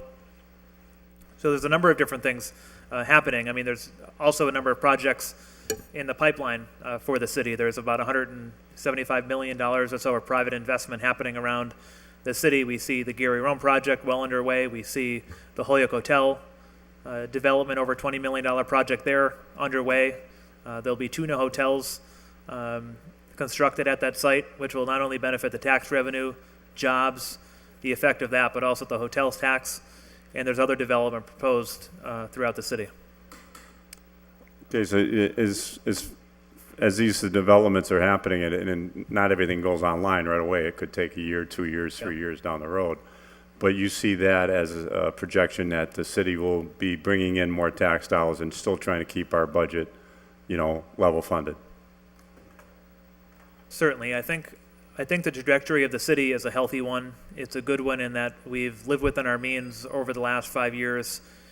The city provides a great level of service for the city our size and the budget we have. And so, time and time again, there's a cost to the services we provide. And we've actively made a decision jointly, the council, mayors, over the last several decades to provide these services to Holyoke residents, be it curbside, trash pickup, no trash fee. Everything the city offers, the city services with gas and electric. I hear from people all the time if they move to Holyoke from other communities, the level of attention and detail and services that they get here in Holyoke are part and none compared to other communities. And so there's something about the level of service we provide that we're able to maintain in this budget. And it's a challenge. And so it would be easy, for example, for us to say we expect homeowners to pay X amount to get their trash picked up or their brush picked up or their Christmas tree picked up or to visit the city dump or to come to City Hall, things like that. But we've been able to preserve a lot of those core things that all of our residents have come to expect here in the city of Holyoke. At the same time, seeing a record level of private investment, record low unemployment numbers, for example, out today. And so the trajectory of the city, be it economic development, housing development with 450 units of housing currently in the pipeline for renovation or new construction, everything from affordable to market rate. People now are looking at Holyoke in a different way, where they want to live as a resident or they want to invest their business in many ways. And we wouldn't see that if we hadn't created the conditions and ecosystem now where the city has invested in itself in terms of public infrastructure and beautification and just the overall vision as to where we're going. Okay. Thank you, Mayor. On the list is Counselor Bartley. Hi, thank you, Mr. President. Thanks, Mayor. Thanks, and Auditor. Thanks for all your work you've done. I think this has probably come down to the end of the line for you, so congratulations on that. And thanks for chipping in when we needed you. We did. So it's been a long temporary job. So You thought it was just a few weeks? yeah, a few weeks and how many few years. So congratulations on that. And Mayor, so just on your budget, I know it's going to get proposed to get cut, but I hope that for the dues and subscriptions, because I'm a big MMA supporter, I know you're advocating for it. I hope you can do a little more advocacy for it before we get to our June 15th. I think last year it got cut. I think there were really 6 votes. There might have been 7 votes for it, but I just think it's so worthwhile. It's not really a game changer on the cut. So I appreciate that, and I will say, and it's not to imply anything, but after the council cut that line item last year, we became the only community out of 351 communities in the state that weren't an official member of the MMA. all right. So yeah, there's that. But Yeah. You can read from that what you want. well, it's okay. We stand alone Yeah. often, right? But you might just want to reach out a little more to other councilors if, in fact, I think it's vital. But I won't vote to cut it. But Well, and I do think I have a letter from the president of the MMA as well in regards to it, so I will forward that on. How much are the MMA dues? I don't remember off the top of my head. You might want to give us that number Sounds good. at some point. Yeah. well, then the national organization, U.S. Conference of Mayors, I just think that's a no-brainer as well. Man, so it just seemed like, I don't know if you want to break it down completely. Maybe that'll help your argument. Yeah, I'll say it's about 7 and 3. 7 for US, probably about 3 for MMA, and that's the total for 10. And So it's no different than it was the 10 years that Mike Sullivan was mayor. The cost really hasn't gone up for the MMA or the U.S. Conference of Mayors, and yeah, it's a really great website, and I just encourage anybody that's interested in this. I've learned a lot just reading the website, and anyhow, let's skip that. Just at Department of Procurement on page 4, Mayor, I see that the, we got a brand new employee down. First of all, the procurement officer. As the procurement officer, is that position is now filled? Do I understand that correctly? correct. Okay, and the person there's been certified by the Office of Inspector General. You have to go through that training and all the rest of that. That person is now certified. Yeah, she has her procurement certification. All right, but am I reading this right? Did that person starting at the exact same salary as Mr. Martins, who was in there for 30 years or whatever? Am I reading that right? You are correct, yes. Okay, so this person is starting at the exact same salary as Dave Martins, who was there for 30 years, and this person walked off the street with, I'm not sure how much experience, but I get the sense it's not 30 years. So I am reading that correctly. Yes, and I would actually... What's the thinking behind that one, if I may? Yeah, well, if I wanted to, what I would have liked to do for Mr. Martins since the day I became mayor was to pay him more, but he was at his max. And so in order to bring him beyond his max, which I would have liked to do, we would have needed to change the way we do compensation ranges in the city. And so 58 is probably the lowest paid procurement director in the region. And so in terms of attracting and retaining and trying to bring in the best talent we possibly can. Even 58 was low to get a new procurement director to apply Sure. to Do work we- for the do we- city. oh, so For we me, did it's that- not a comparison of, Mr. Barton's versus our new director. It's what's the market for procurement directors, and a department head salary of $58,000, in my opinion, as the mayor of the city, is low. I mean, it's more than a full-time job, and I understand and appreciate your point about Mr. Martins, but I wish he was getting paid more as well. Okay, and I assume that, the position was posted and all the rest of that, and Correct. as well, and so the person got the job, so that's all good. Just on this subject, when are we planning on posting for the DPW superintendent? It's posted now. It's posted now, okay. And when does that close, do we know? I think June 17th. Okay, and the incumbent's last day is, the end of fiscal, is when? The last day of the fiscal year. Fiscal year, okay, that's what I thought. All right, and then just a couple more, Mr. President. Yeah, I'm happy to, just real quick on that section 108, there were numerous hours of community, the CAC, numerous hours in DGR, city council. I mean, we heard about now. I mean, so I might have said numerous, they were double digits. So first time hearing that. So that's one of those questions that, I don't know if you can answer it, but I guess if you want to prepare an order for Alicia to come in, I'll certainly file under my name to have her explain that to us if and when you feel the time is right, okay? So you just contact me and I'll file the order on your behalf for her to come in. She can explain, and maybe you want to join her as well. I appreciate that. I'll talk to Alicia. Okay, so I for one would want to hear about it. I mean, I spent a lot of time on that. Just on the city engineer, could you just explain your rationale? And I thought I heard you say that he was hired, it's that he's not getting a raise. He was hired at 83, or whatever it is, 83.4? Correct. I heard you say that? Correct. Okay. And so, you know that just before the prior engineer, we gave him a pretty significant raise just before he left to go to another position. So that got him up to whatever it was, to 73. I mean, that was about a $7,000 raise.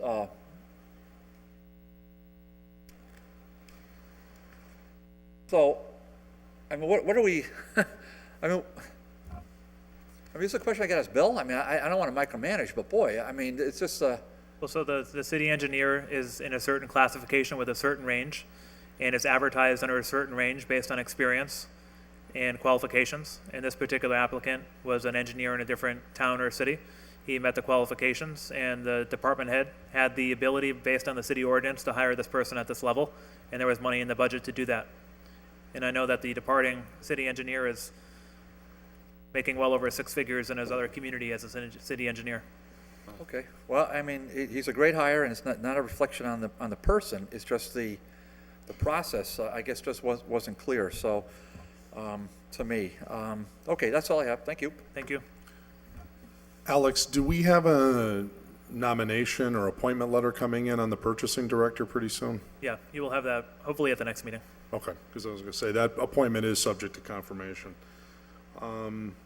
I wanted to talk to you for a moment about actually, one point I wanted to make on new city revenues. We do have a proposal and ordinance that I have filed in cooperation with the police department to make a number of changes to how we assess fines to different violators in terms of keeping those revenues here locally for various municipal charges, and it could be as much as a couple $100,000 a year in new revenues.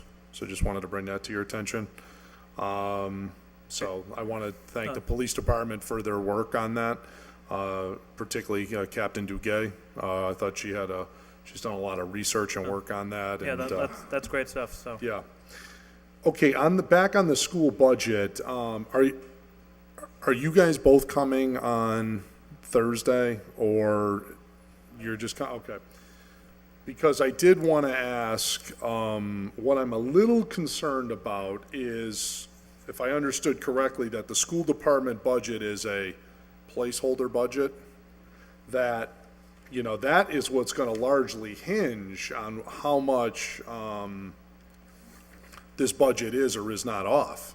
I mean, that's 2/3 of the budget is right there, and I'm a little concerned by the fact that the 64 million number may or may not have That, a lot of oomph to it. there's not going to be much variation. So we know exactly what the budget is. We know exactly the numbers where we would project getting from the most recent version of the state budget. And so we know what the gap is based on Okay. what we're inserting for transportation. So it's not as if we have no ideas of what the school department is proposing. We have all of those numbers. I just think there's a discrepancy between the materials that you're using from a year ago compared to what we've been working with them on over the last couple of weeks.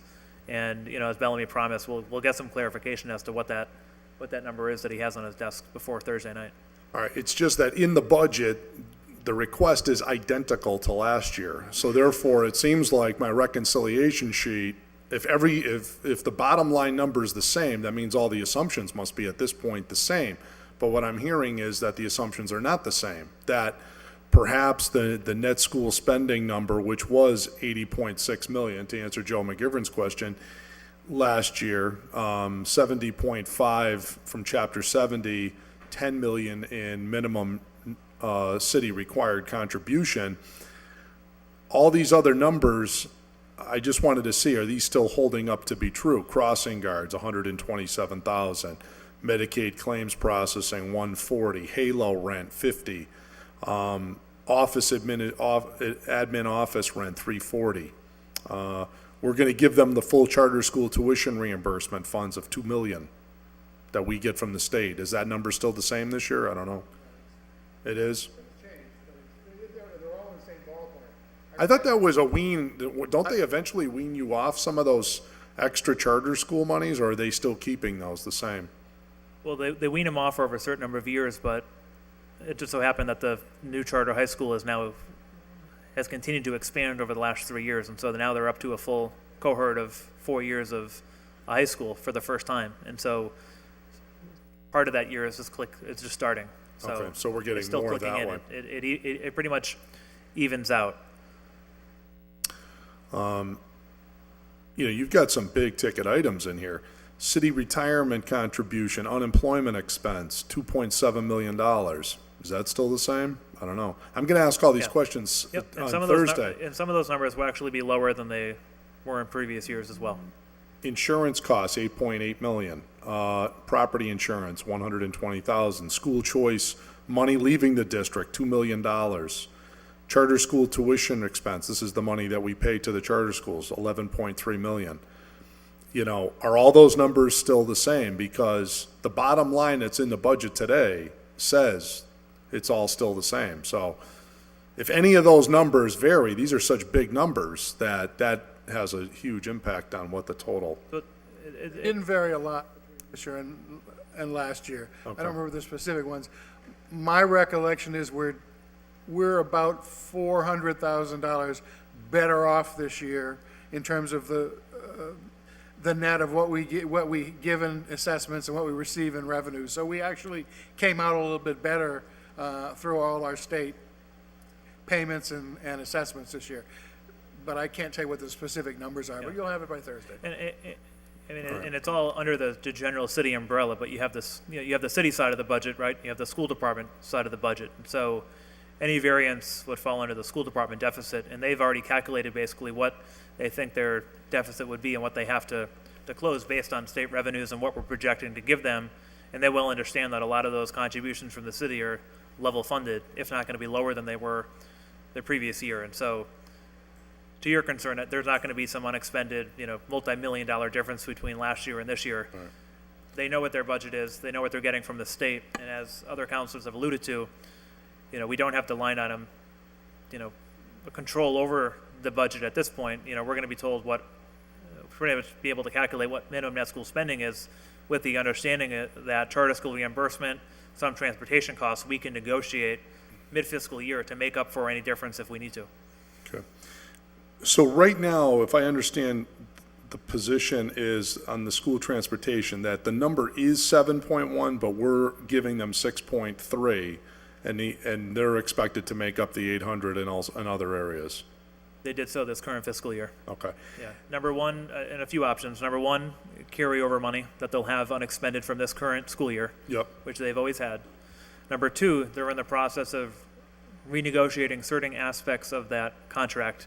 I mentioned the PVTA aspect, and that potentially would be a savings of $200,000 alone, just by changing the type of bus passes that the high school students are given.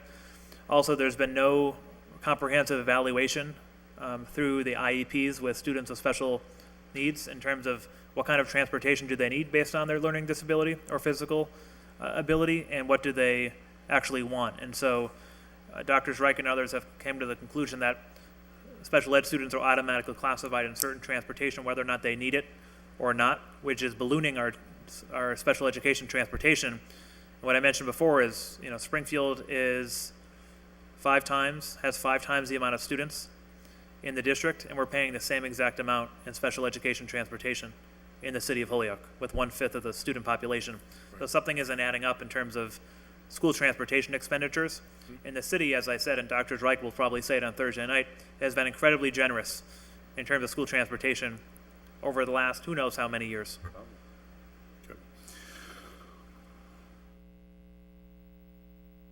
Yeah, I look forward to getting that reconciliation, just to see the review of that, to make sure it all ties out.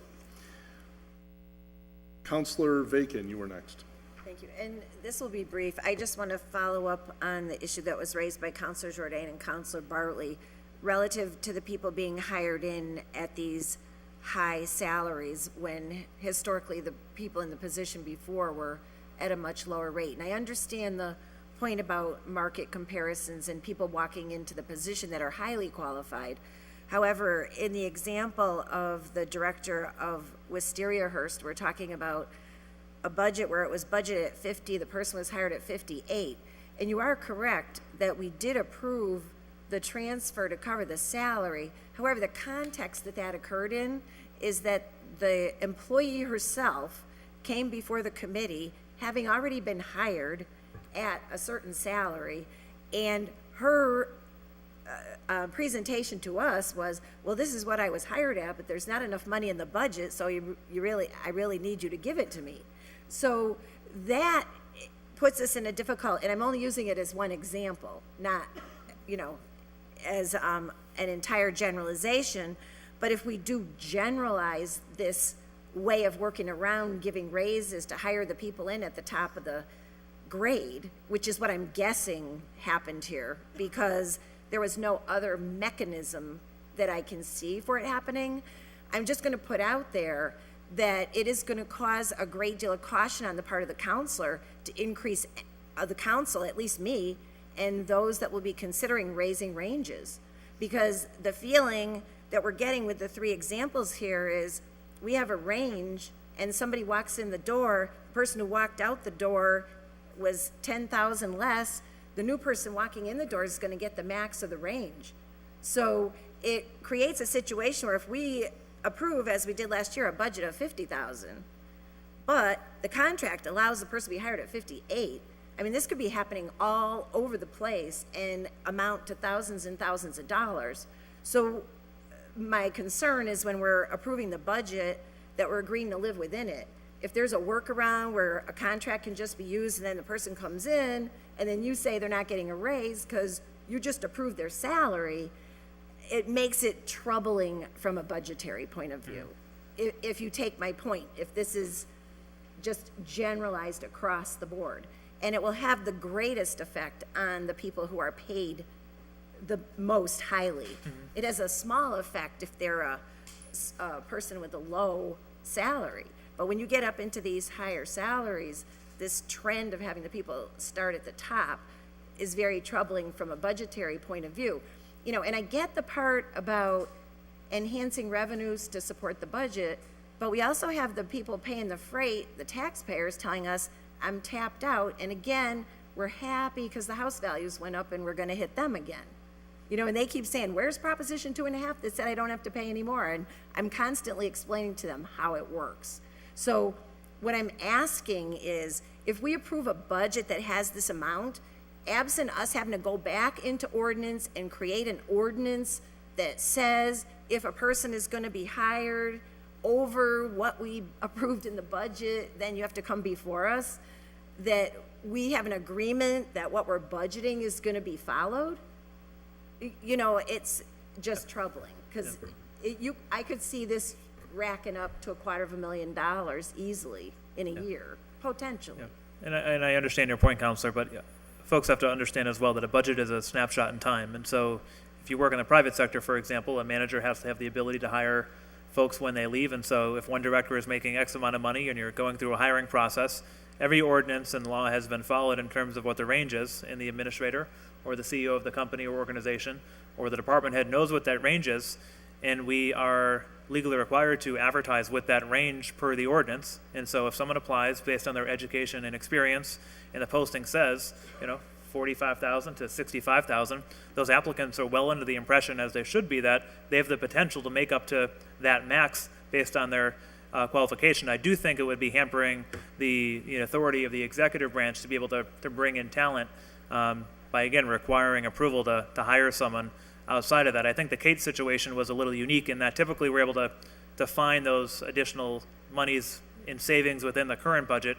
Unfortunately, we weren't able to do that in the Wisteria-Hearst budget, but I take your point, but I also don't agree with the rationale and don't agree that it would balloon up to the amount of money that you're suggesting. Well, I'm extrapolating it to make a point that Of course. of what the potential is within it. I'm not assuming that you would do that to that amount. On the other hand, when a company is in the private sector and they're in the private market living with the budget, you're not increasing pay for people that you're recruiting in the community beyond what you can support in your budget when you are broke. So that is the conflict that I see here. When you're what?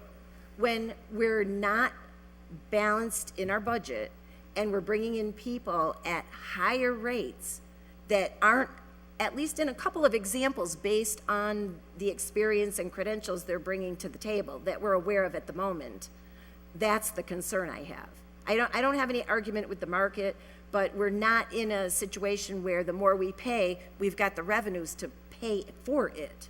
Because I see this budget as being out of balance by a minimum of $1 million, if not more. Yeah.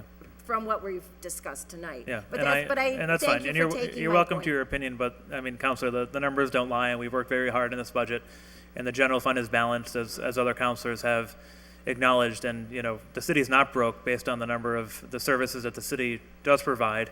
And not only can we afford the rates of pay that we're paying employees at now, we can also afford to continue having a balanced budget, even if we were to bring those employees up to the minimum per the salary study. And so we can't afford it. And, obviously, the decisions we've made to bring in new employees and eliminate some positions through attrition, and the $8 million in cuts, mind you, that I've already made over the last several months, I think indicate my ability and my desire to keep costs as low as possible.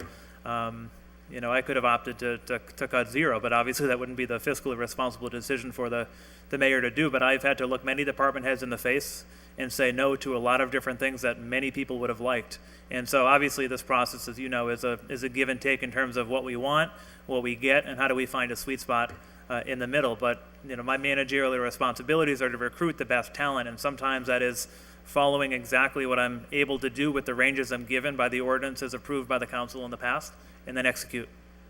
And I would note in rebuttal to your comments that your budget is balanced with the presumption of a 60-cent increase in the sewer fund and with revenue increases from property taxes going up based on the values going up. And we still have the $700,000 at a minimum deficit to address in the sewer fund, which will be partially addressed, but not totally resolved through the discussion that we've had tonight. So there are some remaining concerns that we still do need to address. Thank you. Yeah, and I agree again with that, Counselor. I've been made it very clear tonight to make a distinction between general fund budget and sewer fund budget.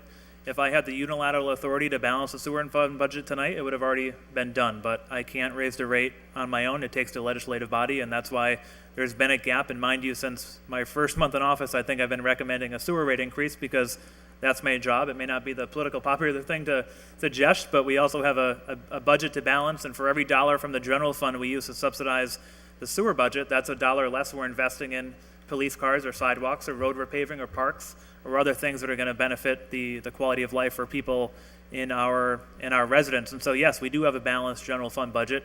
We do have a deficit in the sewer fund, but as mayor, again, I've presented a plan to balance it, and now it's up to the council to make a decision as to do we want to use some free cash to balance it in a combination of a rate increase. But I feel like we've put together a plan. We've certainly made progress.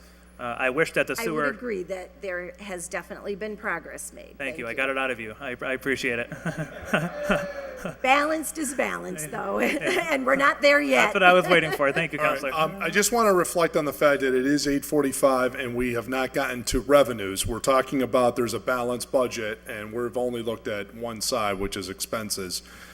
If we have a quick question or observation, real quick. Just a quick observation, Mr. President. I know Counselor Graney too as well. I think it's important, Councilor Bacon brought up, usually we don't talk about arguments about, that are important arguments in terms of the salary increases that are before us in terms of the assessment that we asked for. But I think it is important when it comes to the budget, when it reflects about what the mayor's done with the budget. But let's also not forget, these non-union, non-contractual people, and Dave Martin's a perfect example, has gone 8 or 9 years without a raise. A 30-year employee, 8 or 9 years without one raise. That's why these salaries are low, and that's why we need to adjust them. Counselor Graney? Yeah, one quick observation. That's the reason I want this school department budget, because there are top-level administrators being brought in from all over the country to oversee our school system. And since the city's contribution is somewhere in the vicinity of $26 or $28 million to that school system, and we have an elected body of school committee that has been rendered ineffective, I just personally think that's taxation without representation. And I know it's probably not I don't know constitutional law, but I know it's not a good situation in the city of Holyoke. And I just want to see the figures, and I'm hoping we can get those figures from the school department about who these people are, and not who they are, but what the positions are and what they're making. Okay, on that note, Bellamy, if you would go through for us, you had at least one copy, right, that I could review of the... Thank you.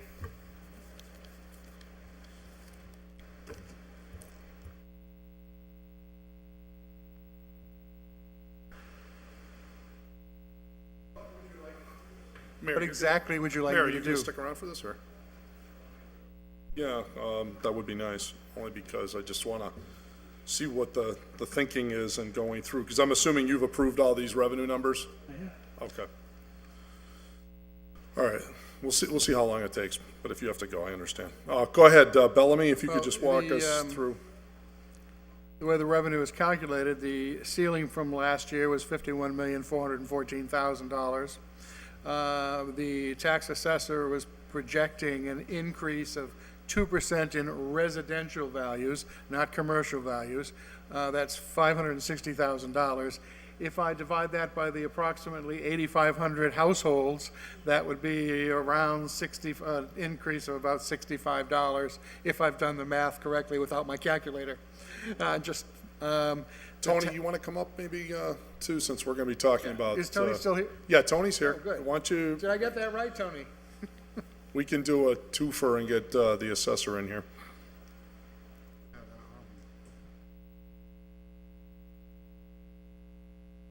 Did I get that right? Yeah, when Linda had asked about that calculations, I went in and did a quick, what-if scenario, and at 52,222, and based on last year's 159 rate that you guys had voted on, that tax rate would be about 1926 and 39.75. That's just quick calculations. That's without, swaying the vote or whatever you guys would decide. What's the rate now, 19? 1986 and, 39.86 and 1912. 1912, and you're saying it'd go up to 1907? 1926, but Six, that's 14, just 6. on the 1% increases, so you got the 0.5% increases also in there, which I haven't calculated, I just did a quick one. But that would be at about 52 million, that's an increase of about $800,000. So you think the market is such that residential values are going up 2%? We talk about all the things that go on, and one of them is online this year, and that's Holyoke Catholic. And between 2 and 2.5 million just on that project, so. And then our 10-year inspections have also helped out a lot because we've picked up property that, redos on houses, redos on apartments, redos on a lot of property throughout the city, so mostly residential. And, you do have some subtractions based on the abandoned buildings and also tear downs, which come into account, but overall, I think, the values per house, single family, will go up this year, and based on those projections. How much was the value of, used to be the insurance company behind the mall? That was the about 4 million, St. Paul. St. Paul. Yeah, the land value is still there, but there has been no project there since, so I haven't had any, permits or anything come. Where was that reflected in anywhere? I mean, how do was you just gone. make up 4 million in value like that, Well, you have other projects. We have the Pride project. We have also, some other commercial projects that are going through Gary Rome. We also have Cubit that's coming. We also have some Ray Street property that's redoing some of their building. We have building permits all along Ray Street and downtown. So we do have a lot of projects on, in line, and also up by the mall, which is the 2 hotels. When those come on, that'll be a real jolt. Yeah, when they come online, right. Yeah. But No, they're I don't, close. what's your commercial projection here? Commercial's the same. So 0. Yeah, we project between loss and, new permit, it's probably about a wash. Okay. Anything that's above, I'm from the Brian Smith School, I'm kind of conservative, so. Right. I mean, until it's there, I'd rather see it until it's there, Right.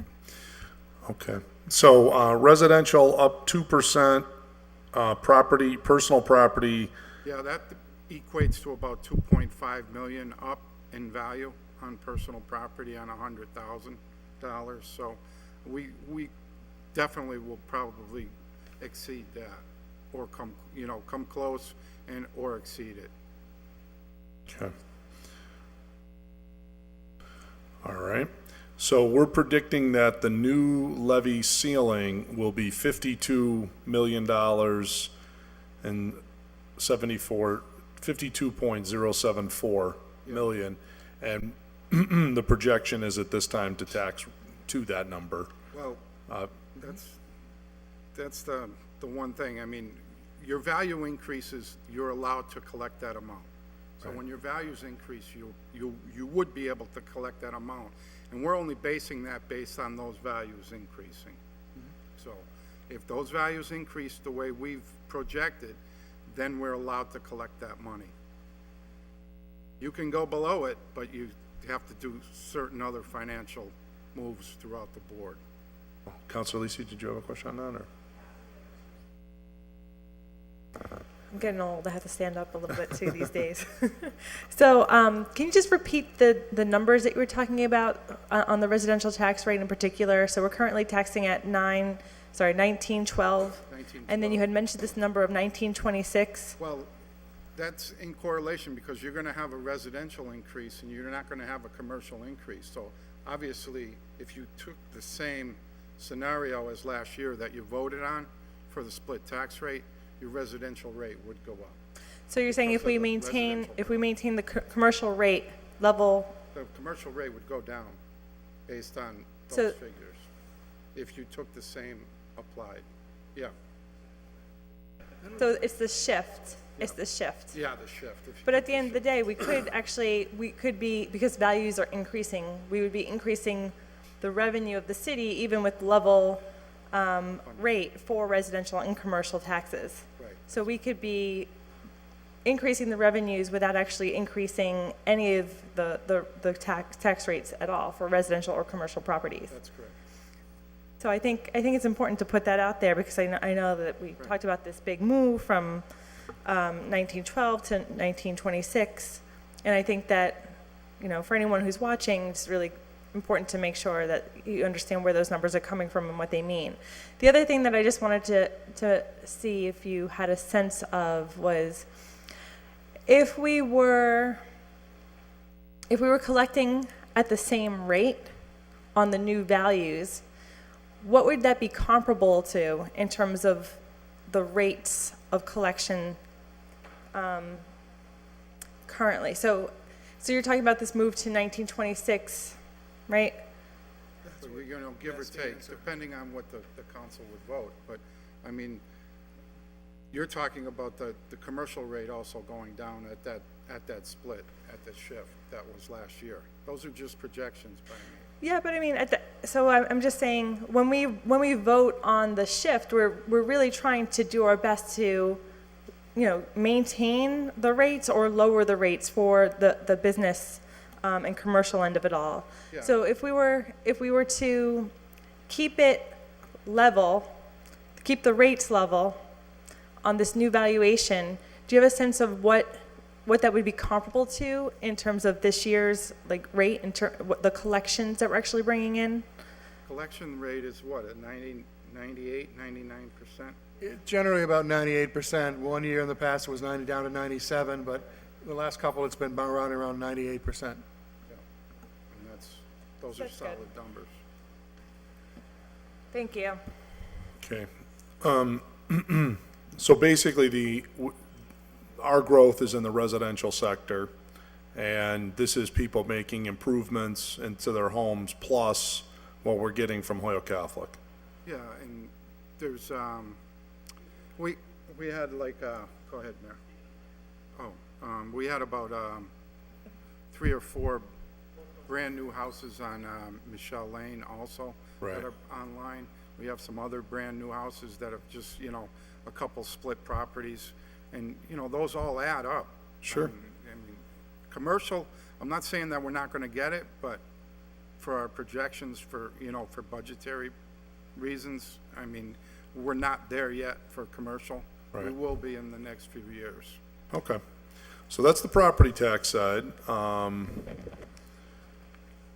Now we have the appropriation of $137,500,000. You want to just walk us through the rest of some of these? Bellamy? Sorry. Before we leave revenue, we should probably talk about local revenues just to close the revenue picture. Okay. And there is a schedule that shows we're budgeting 9.118 million of local receipts.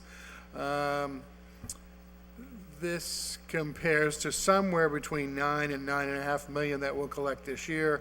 I put a very conservative estimate in the tax recap, but by the time, you know, we actually do the recap in December, we'll have actual numbers.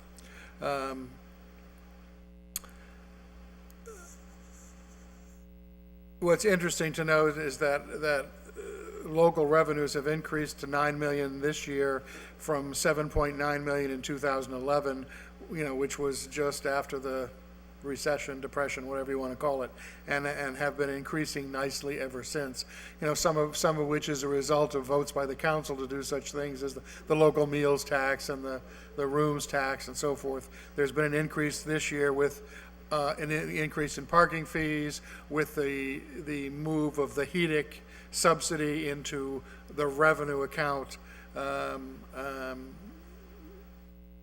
So we should be able to achieve this level of income next year. I see you put down here for fines and forfeitures, you increased that from 294 to 425,000. Yes, and that's because the 425 is consistent with what we've received in prior years. So far this year, we seem to be down in fines and forfeitures, and I don't know yet whether that's just a timing phenomenon, and in the last 2 months we'll catch up or not. So I went with what we have been receiving consistently over time rather than the seeming variance this year. Okay. President, is the only copy we have is the copy in your hand? So far, The current one, And I yes. suggest we do this another evening when we can all have a copy. Yeah, because I said I would circulate this by email tomorrow, so you'll have a copy tomorrow. Might have my questions tonight, though. yeah, I got one extra copy. yeah. So, I guess we'd have to postpone this till, another night. Can you touch on the stabilization fund number here of 450,000? What's that? Okay. Rory's going to make copies. That was a vote by the council, as I recall, to use the stabilization fund back in December to help balance the budget, as if I recall that right.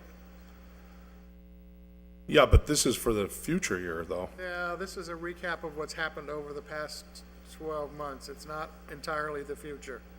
You have to recap what you've done in the past and the future. It's very, very complicated.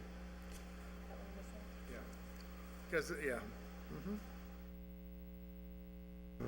Amount to be raised. See, it was appropriated to reduce the tax rate for this year. For FY16, For but this is for FY16. 17. Well, but not, This assumes another 450. no, it doesn't. Not the way this is written. Believe me, it's correct. All right. So we're gonna go over some of this in a minute, but, No, we're not going to read any of this. all right. Because what you have here on section 2 says amount to be raised. Is that what the It total was- appropriation is for this year? It was to be raised. 137? It was to be raised this year. As we, yeah, I can't.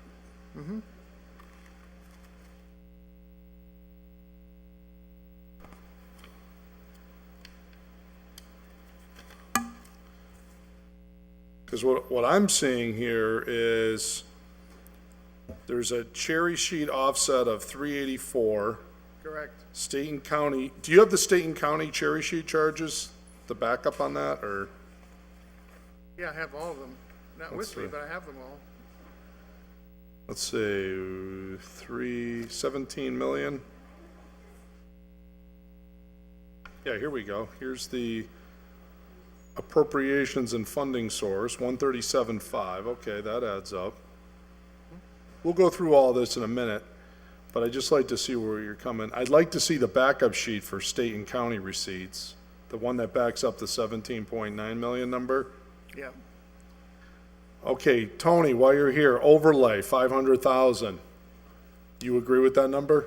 Yeah, that's fine. Okay. Anything pending, anything of interest in the hopper for potential litigation or? Ruling against the Supreme Court is going to have it by August for the split tax rate that we've been talking about the last 3 years. So we've put money away each year for that. On the telephone pole issue? Well, no, it's, they claim it's unconstitutional that they've been getting taxed at a split rate. Who? Verizon. Oh, Verizon, yeah, okay, it's that same case. Well, yeah, it's, they have other cases for value, but this was, we've put extra money away. What's the exposure on that? It was like 225. 225,000? Right. And that's reserved here? Well, it's not reserved there yet because we're getting that decision in August. So, depending on. If we lose? If we lose, we're all covered for the previous year, so we would just put that, we would add it in again for that. So it's about 225. If we lose, we have to pay, we have to reduce the appropriation by 225 for this year. That's correct. And that's gotta come over, out of the overlay. Right, but if we don't, then we have an extra 450,000 for, general fund. You You already have to use all your other We've already put exemptions it and in things. there, Kevin. We've All put it right. in for the last 2 years. Okay, This is the third year, and it's gonna be, they're making a decision in August on this. all right. Supreme Court.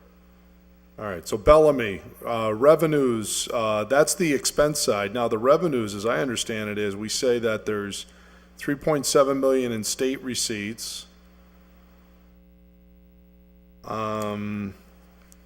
Excuse me, 83.7 million in cherry sheet estimated receipts from the state. We have the 9.1 million in local receipts that you alluded to.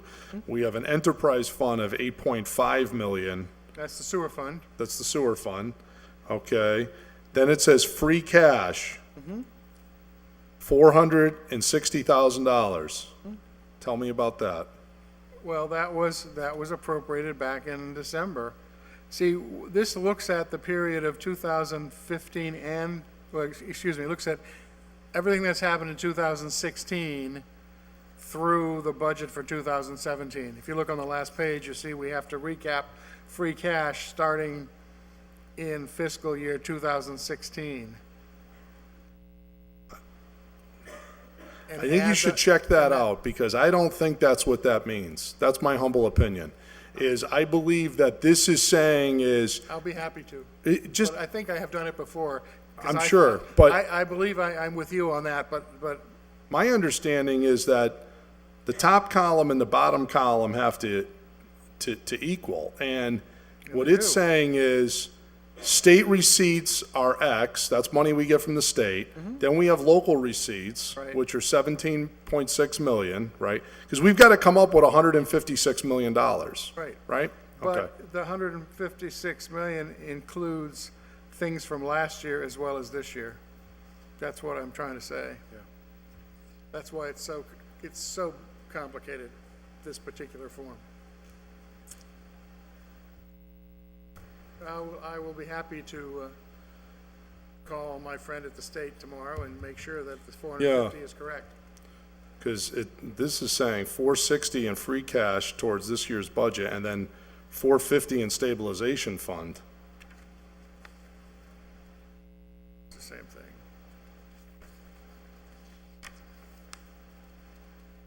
Free cash. Okay. All right. So anyways, yeah, Councilor that's right. Bacon. I would just note that in the cherry sheet from last year, on that same line, we had 4 million plus reflected in that line for free cash. 4 million. Right. On what line, sorry? Free cash, On line C1, C1, 4 million yeah, in the FY16. yeah, 4,033,183. Okay. And this year we have, I don't know, And what did we have for D4? Nothing. 0. Okay. All right. the C1, I believe, is the free cash from the sewer fund, whereas D2 is the free cash from free cash this year, because remember, it was in two different parts, That's right. and I had to separate it, so I separated here into those two different parts, as near as I can recall. Right, this year you're saying free cash 2 million, appropriated on or after For half. July 1, 2015. Right, because that was just the general fund free cash, not the sewer fund free cash, which is the upper amount, the 459,888.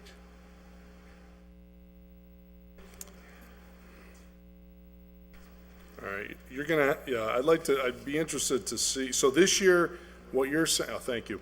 So what you're saying is, no free cash to balance the budget, no stabilization to balance the budget. That's correct. We have local receipts coupled with the 600,000 in residential growth is all the money we need to balance the budget. To balance the general fund budget. Well, right, the general Then, fund budget. yeah, the general fund budget, right. The Yeah. sewer fund is a separate beast. Yes, I'll agree with that.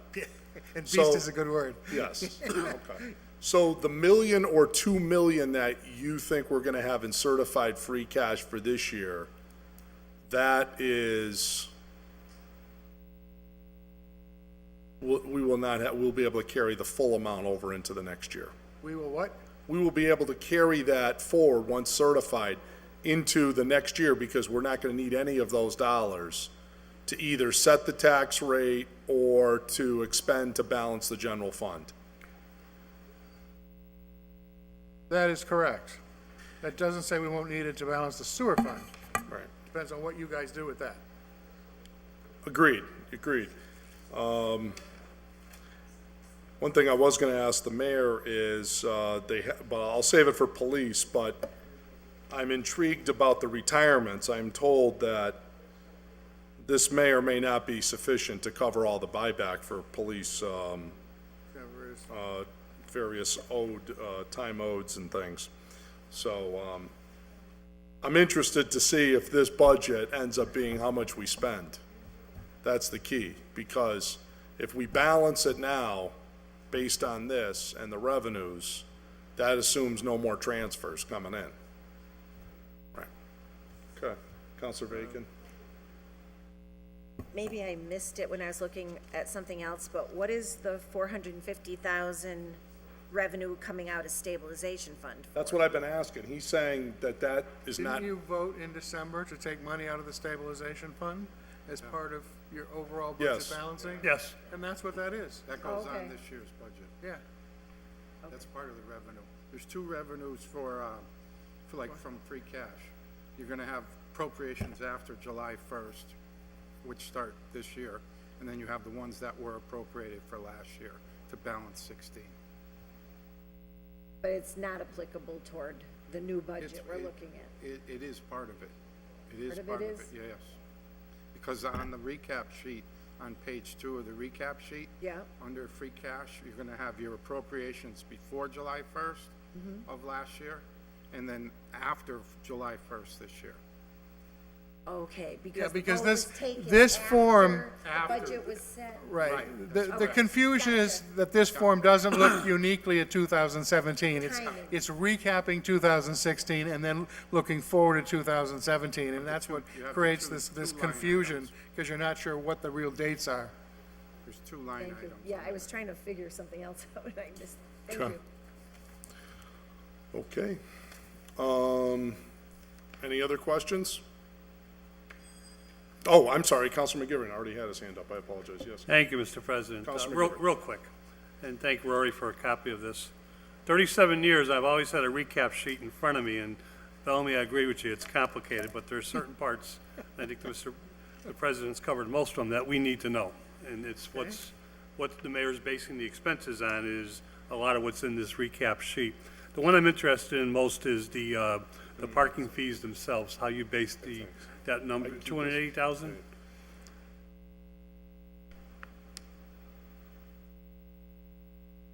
The parking The fees? parking facilities, parking fees, Yeah, well, as I understand it, you passed an increase in the parking fee that I believe, did it double the rate? I can't quite remember what it was, but I quantified what that was and added it to. well, we touched so far I is just the, kind of forgot is what the that- monthly parking fee, correct? Yes, correct. All we touch is the monthly parking fee. Okay, so you've level funded the meter parking and level funded the day parking in the decks? Yes, that's correct. Okay, because one of the things, I think we did touch in the decks, the day parking. Yes. And we were going to look at the on-street parking, which is part of this, which has not changed. Has not changed, no. Okay. Did you adjust for the time that the Suffolk Street deck was down during the fiscal year? Yes.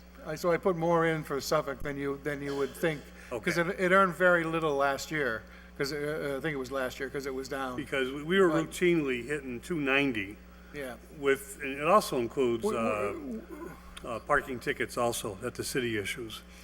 but we were routinely hitting 290 before we had problems with the deck and before we redid both decks and had downtime on each.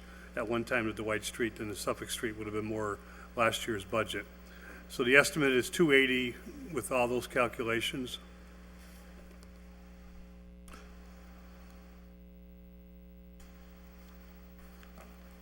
Yeah, if that's what it says, yes. Yeah, I don't have the breakdown in front of me, but, Thank you. All set, Mr. President. Okay. So Bellamy, you'll get us the breakdown on the state and county cherry seat charges? Okay. All right. Any other questions on the, for the auditor?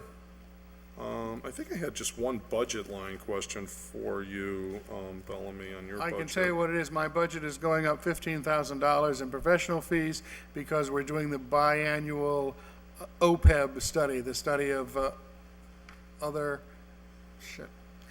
post-employment benefits.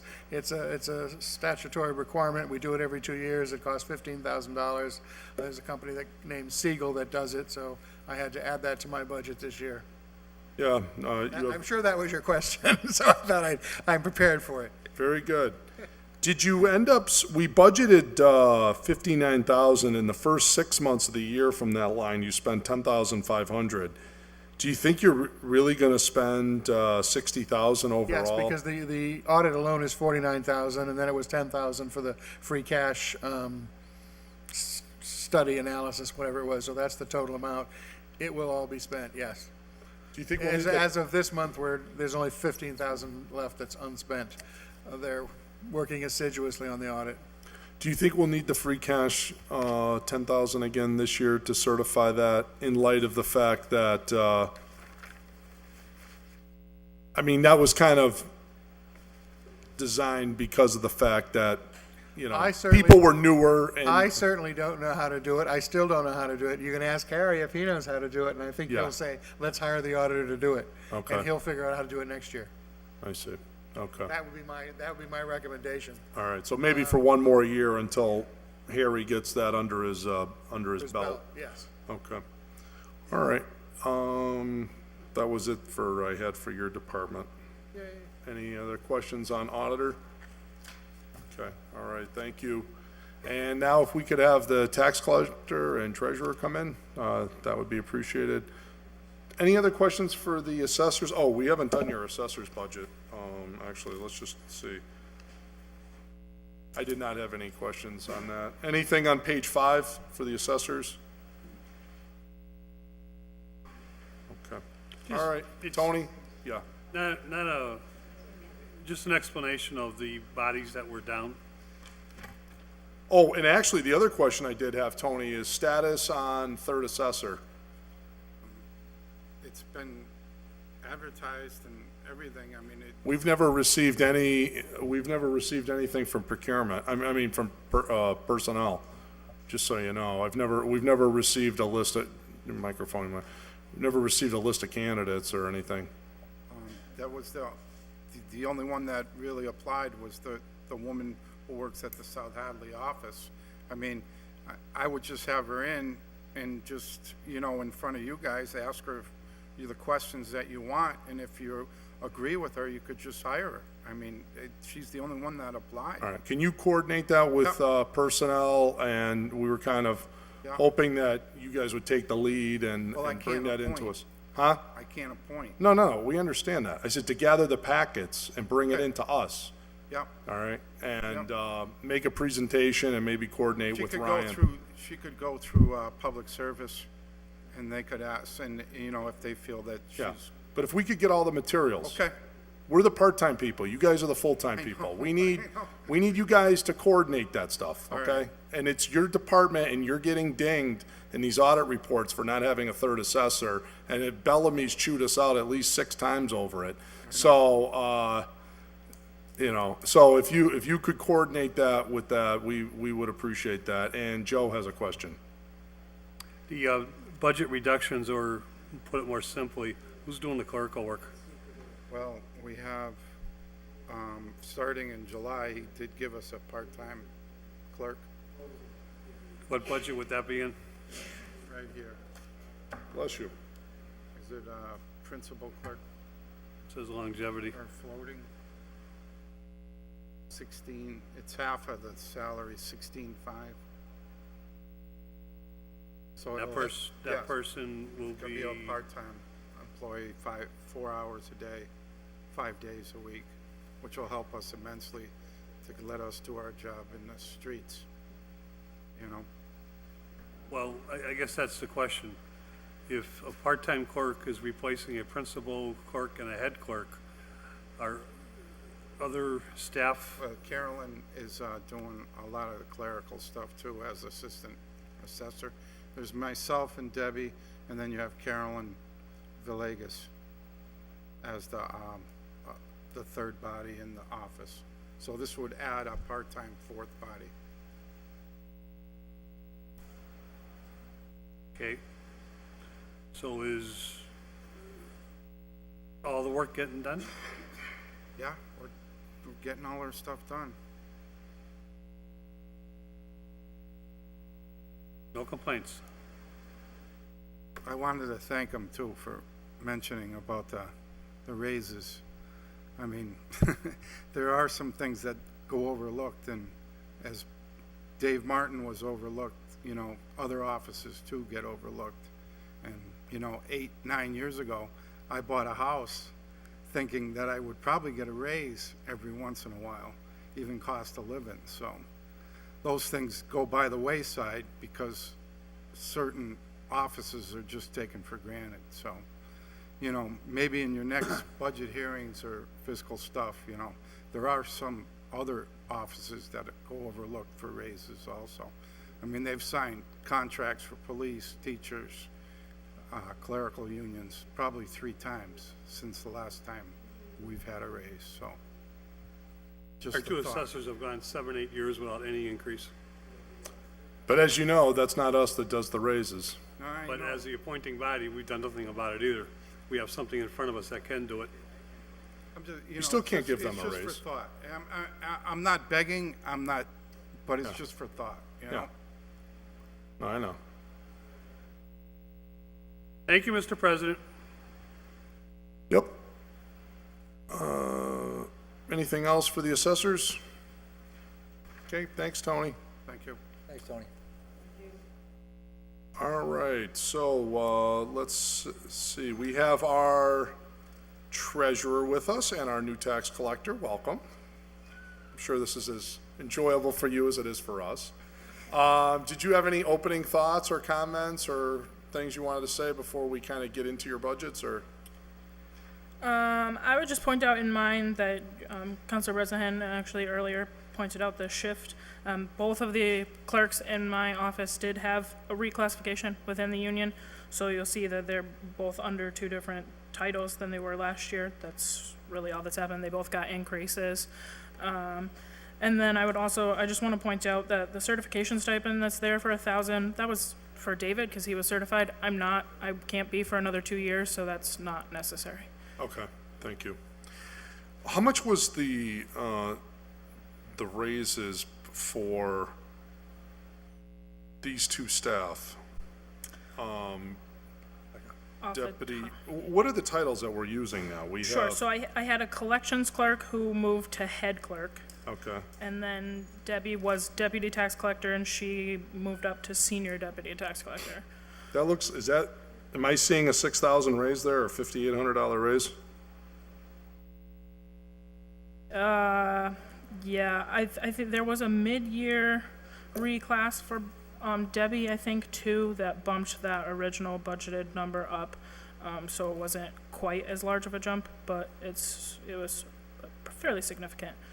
Okay, and the other person went up about $2,000 or $2,100 from 34,848 to 36,965? Yep. Does that sound right? Yep. Okay. All right. And, anything you want to tell us about those raises? They Is were it for like how- taking, because we lost one position within the office, they both took on Additional more duties? additional duties, so that was kind of put through that way, and they're certainly doing all the work. I would point out that we did implement the lockbox, so you will see that there's the new $8,000 in the banking services line that hadn't previously been there. That actually has been a huge help where we are caught up on mail. It's really reduced the mail aspect on both of my employees, so they are able to be at the counter 24/7, helping people that are physically coming in and not worrying about mail piling up. I actually have some numbers on just the collection from the lockbox, just so you have an idea. That started on March 11th, and to date, there's been 10,383 bills that have gone through the lockbox for a total of $4,079,596.92. So there's certainly a decent volume in less than 3 months going through that and helping us reduce our work. We're on page 7, just for everybody's benefit, of the tax collector's budget, and in terms of this parking ticket line, I saw that went from 2,000 to 8,000. You want to just talk a little bit about that? Sure. That doesn't necessarily have to stay that way. It put that a little bit of an increase because I had been working with Bill Fuqua, and obviously whoever comes in, I'll work with them. We're researching moving to an electronic ticketing system that would make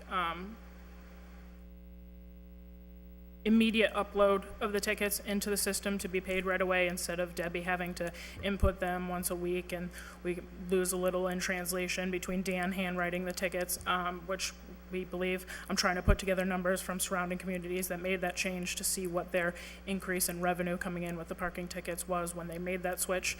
So that's just kind of a buffer to see if we did move to that, but we're still investigating and kind of researching that. Is that a one-time expense, or would that be a permanent increase? There's the initial purchase of the unit, and then it would be a per ticket fee that I do have a quote for.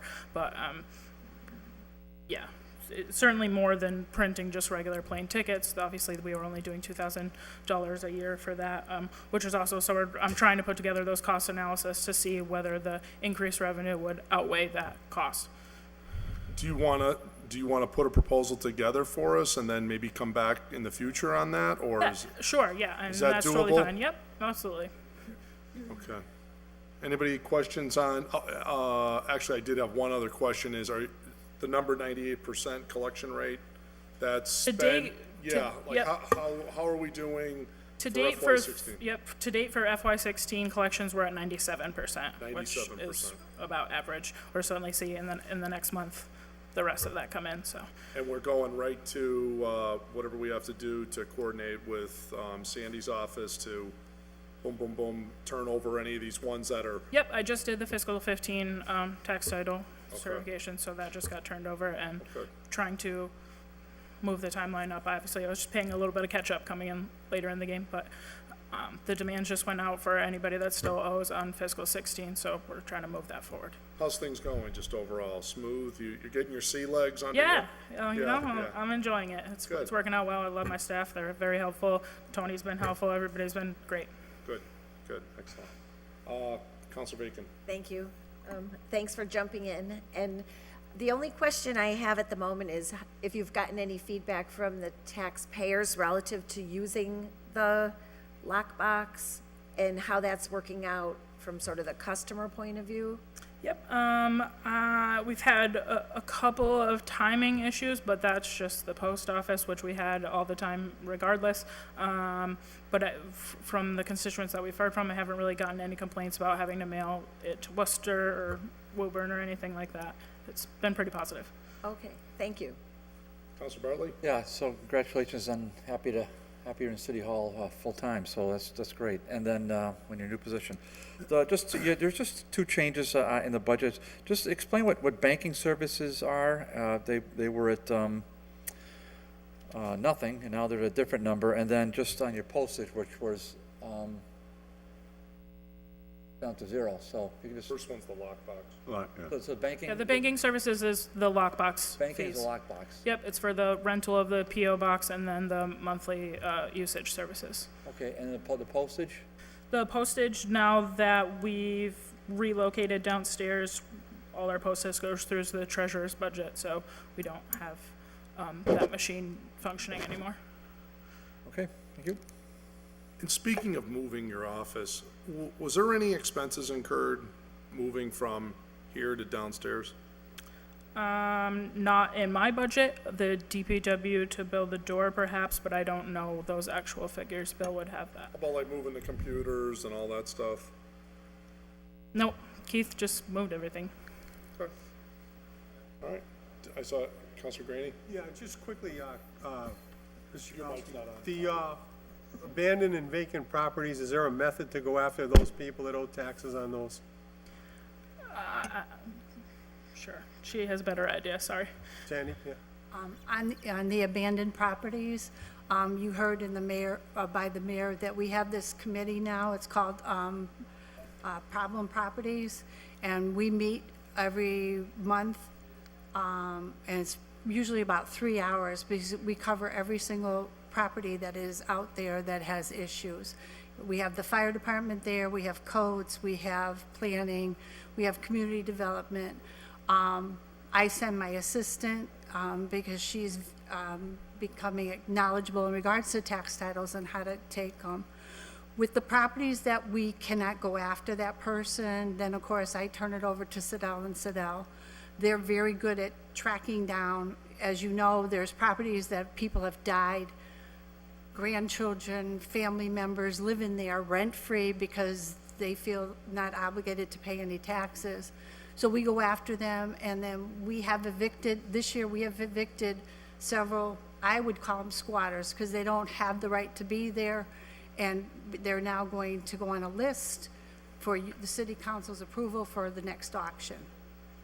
Thank you. Yeah, just briefly, thanks, Katie, for coming in, filling in, and really it seems like you have a lot of enthusiasm in the job, and really, I'm looking forward to hearing, as our council president stated, about the parking tickets and seeing how that would work. I think that could be very helpful to the community in doing it quicker and maybe getting more income in that case. And the lockbox, it's good to hear that seems to be working out pretty good, even though there's a cost incurred. In some ways there's savings because of maybe less help needed at the office. When the tax bills, when they go out, we utilize somebody, right, to send them out? Yep, we use our deputy tax collector, Kelly and Ryan. I send them a file from Munis, and they produce the bills and mail them out. Now, they let's say they go out in February and they're due, let's say, within a month, right? They're due the first or the 30 month. days. Then what happens if they're not paid within that period? Does another bill go out right away? Do they give a 2-week leeway, a week leeway, or? With real estate and personal property, immediately the day after it's due, interest starts incurring.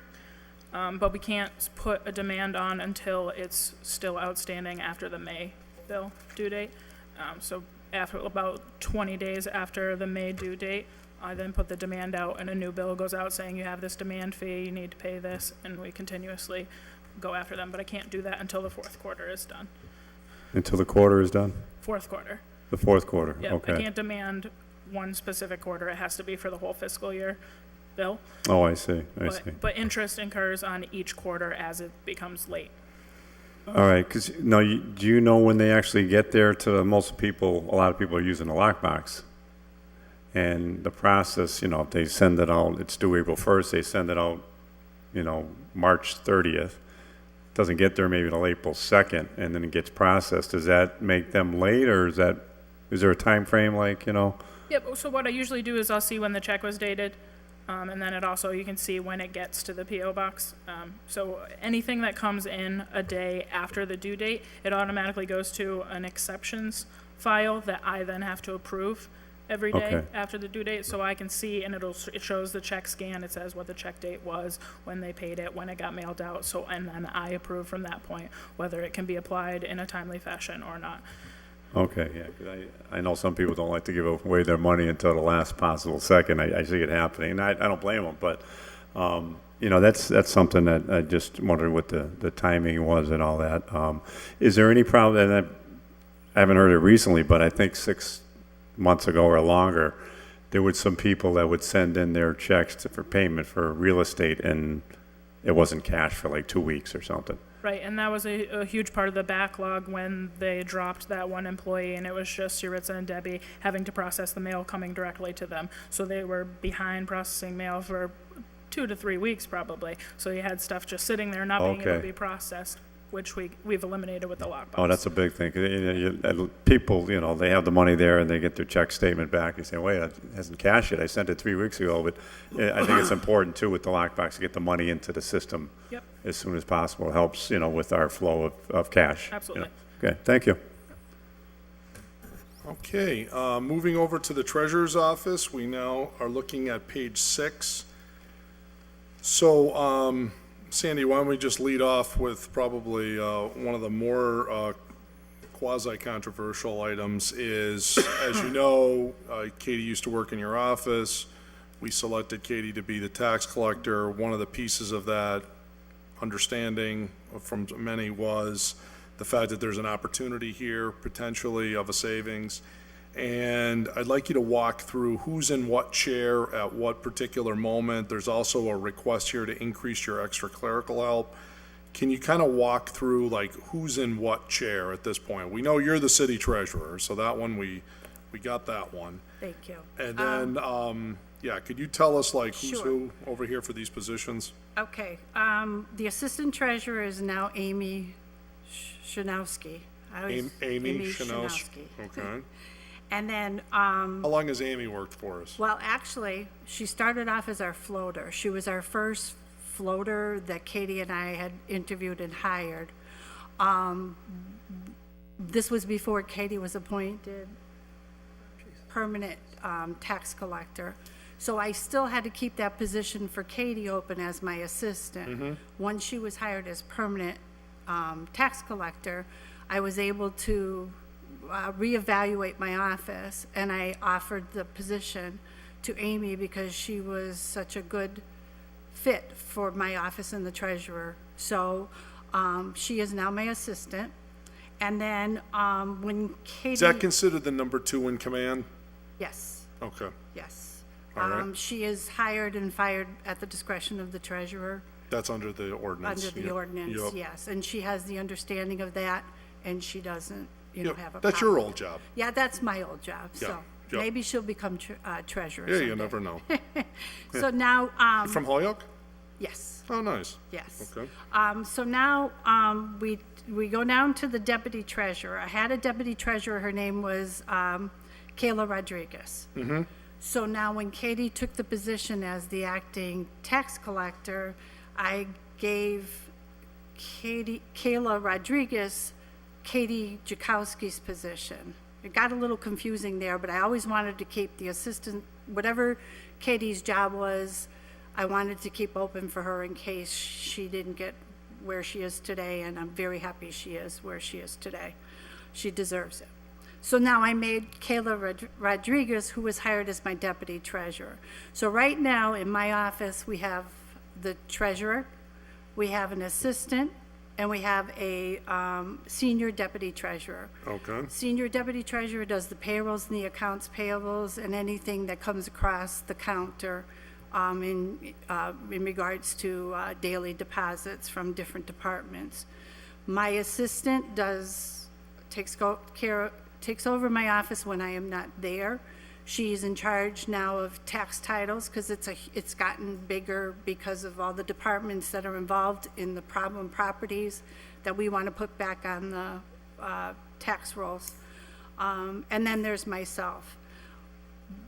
Katie and I still are looking for a floating clerk that would work between the treasurer's office and the tax collector's office. So we have a position, That's vacant.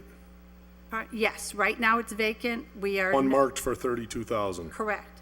But we are interviewing, we have personnel sent out, a job application for it, and we have 6 people that are applying for it this week. That we're going to interview them between Friday and Monday. Then we'll make a decision on a floating clerk. Just be sensitive, that's subject to appropriation. Correct. And I'm hoping you will give us the blessing. So, let's talk about the extra clerical work Yes. person. All right, so that's $10,000 right there. If you see kindness in your hearts and approve the appropriation of the floating clerk, I will not need extra clerical work. Okay. I will not need that person because the floating clerk will work between Katie and my office. And with the fact that they're combined offices, we each have our own space, but we share one big room. It's easy for the floating clerk to go to the treasurer's side or the tax collector's side. Tax collector, when her girls are out on vacation, sick, or lunch hours, that person covers. And that's what Amy was doing when we hired her as a floating clerk. When she wasn't working for Katie Chakowski, she was doing reconciliations for me and other little items that could be done on a daily basis. So when you say floating clerk, like what percentage is in your office and what percentage is in Katie's office? I would say it depends on the week. Yeah. If tax bills are due, it'd probably be in my office most of the week because it's nice to have that third person where I can just be doing credit cards and kind of move that line quicker. But on weeks where bills aren't due, I don't necessarily need that person unless someone's out. So they'd be more in her office. It is a full-time job, though? Yes. Correct. Yep. Okay. And the reason we like a floating clerk is we cross-train that person. So when Amy came on board as a floating clerk, she was trained on Katie's side to collect the money and do whatever needed to be done on the tax collector side. When she was not needed in the tax collector's office, she came over to my side. She was able to do my bank reconciliations and, like I said, any other daily jobs that we gave her. Okay. Because I'm just thinking about your proposal. It does seem like you went down about, say, 25 or 30,000 from tax collector personnel, increased yours by a little under 40, but I know there's a couple small pay raises in there. Right. So union, yeah. But really, the floating clerk was kind of like most of the clerk position that used to be in tax collector and moved over here. But theoretically, one of the sell points of paying the lockbox expense was we're supposed to save a half a position in your office, so a half a salary. So we were told. That's Right. my only point. Right. But when you look at it cumulatively, although lockbox, interestingly enough, is it me or lockbox is costing only $8,000? We were originally quoted a number of 18,000. Get your sheet. I don't know where that number came from. Okay. But that's definitely the total cost of lockbox, 8. Yep, that's Okay. what I was quoted at with, All right. for So- this year. I'd have to get my calculator out, but right now, we're 155 in tax collector, labor, plus lockbox, that's 155. We used to be 174, so we'll call that a 20,000 difference. We're 20,000 less than we were a year ago in tax collector's office. We're a little under 40 up on treasurer from budget last year. So we're about 20,000 ahead between the two. One of the sell points was to lockbox, we're saving a half a position though. Right, but I'd keep in mind, I believe for budgeting in the treasurer's office for last fiscal year, I was also still in a transitional position with assistant. Okay. And so the council decided to not fund that, and the $24,099 was something that we moved into that once I was permanent assistant. So it wasn't a full year's worth of funding. But by and also to support that, what Sandy's saying is we could get rid of the 10,000, if we approve the 32,000 position, we could get rid of the 10,000 extra clerical help, which would close the gap to Right. only a 10,000 differential, and there were some, So if I got rid of the 10,000, when you look at it in reality, the floating clerk would be 22,000, and it would be a full-time position. Right. And to be honest with you, I think both of us could utilize that person. Plus, you're gonna get a better person on a full-time job. Correct. than a Benefited clerical. position than a Yes. floating, maybe I get work, maybe I don't. Right. you know. Well, and just for history, the 10,000 clerical, and you've mentioned it also, that was established in the treasurer's office to give a college kid, to come in after Right. school and work a couple hours in the files. Right, right. We don't have that many files. Everything is out on Or electronic now. Right. electronic, so, Okay. I'd rather utilize it in the floating clerk than have a clerical person come in after school. Okay. All right. What you're saying sounds reasonable to me. Anything else on, Counselor Bartley? Yeah, hi, Sandy. Hello, Dave. Sandy, just the first thing, I understand from a constituent tonight that we have an auction set for June 27th. Correct.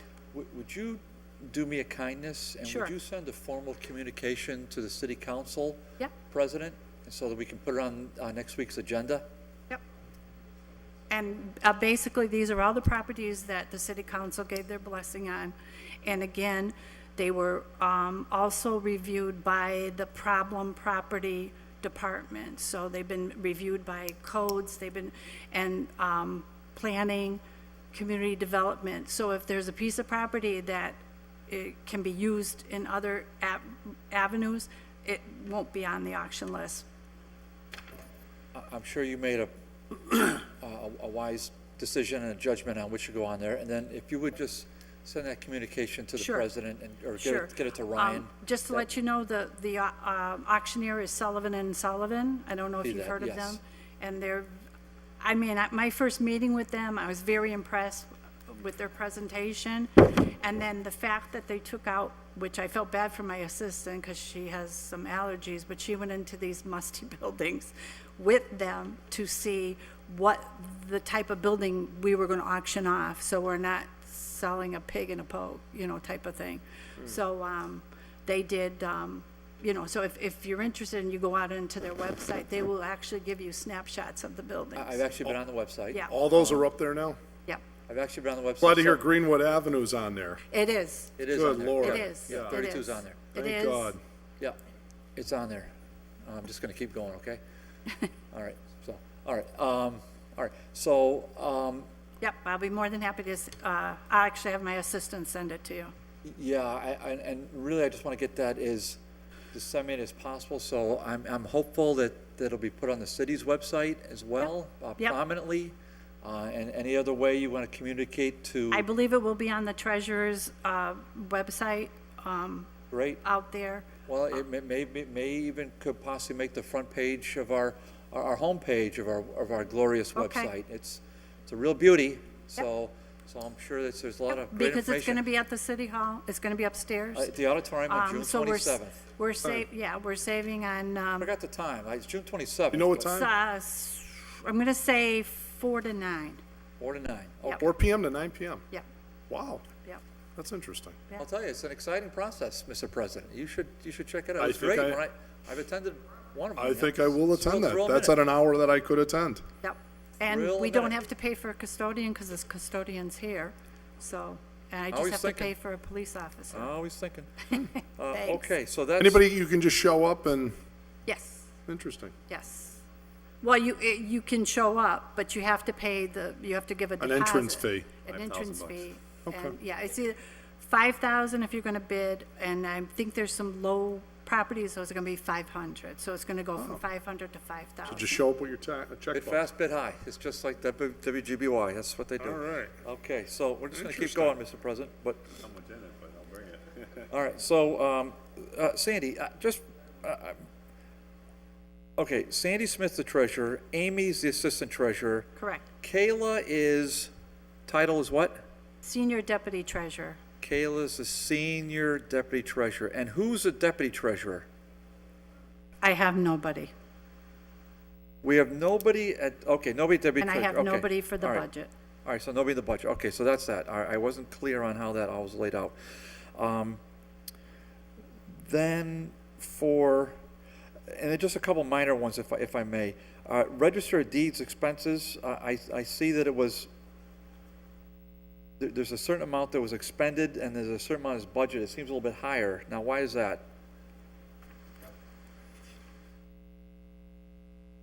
I'm not saying it's triple, but it's significantly higher. So is that, does that have some flexibility, Sandy? Yes, when I go after a piece of property with Siddell and Siddell, as you know, it costs about $550 for every piece of property I want to go after to do the title search. And then there's another additional fee, I think between $50 and $75, that also has to be included. One goes to Boston, the other one goes to Springfield. Okay. Yes, and I've increased that because I'm going after a lot more properties. Okay. And I'm just curious that the postage fee for the collector's office went from, 26 to 7 to 0, and then we just heard that you're handling the postage for the collector's office, but your postage budget didn't move, so I guess that's... I'm also handling all mail from the annex building, which is codes, building inspector, Board of Health, Law Department, Fire Department, retirement, as we do the monthly checks, so that's included. The Fire Department, because they're getting aggressive on people to fine them for their buildings not coming up to code, has to send registered return receipt, which is a little more expensive. So that's why I have a big postage budget.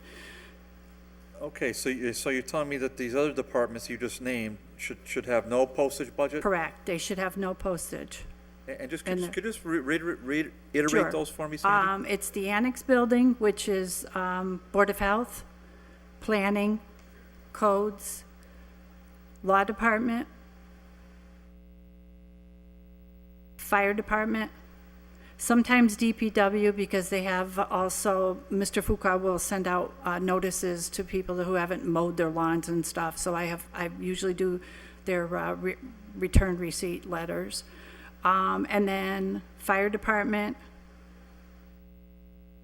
and tax collector and retirement board. I think I've covered everybody. I'd just like to say real quick, if you look at the history on the tax collector one, previously when we had Art Jones, they had to pay for postage. And when we switched over to Kelly and Ryan this year, we don't pay for postage for what they mail out. So that drastically decreased in my budget last year even, just saying. Okay. All right, thank you. Counselor McGivern? My budget question was on postage. I just got my answers on the auction. 1 Cabot Street's not on that list, is it? No, sir. Thank you. Counselor Tillman? Yeah, just thanks for coming down, Sandy, and explaining this. And I think that abandoned properties is a huge thing. I think that's a great thing for the city to try to get some money and get some properties back on the tax rolls.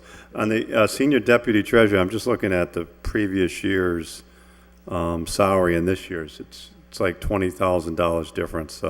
Is there a reason for that? Is that an increase of $20,000?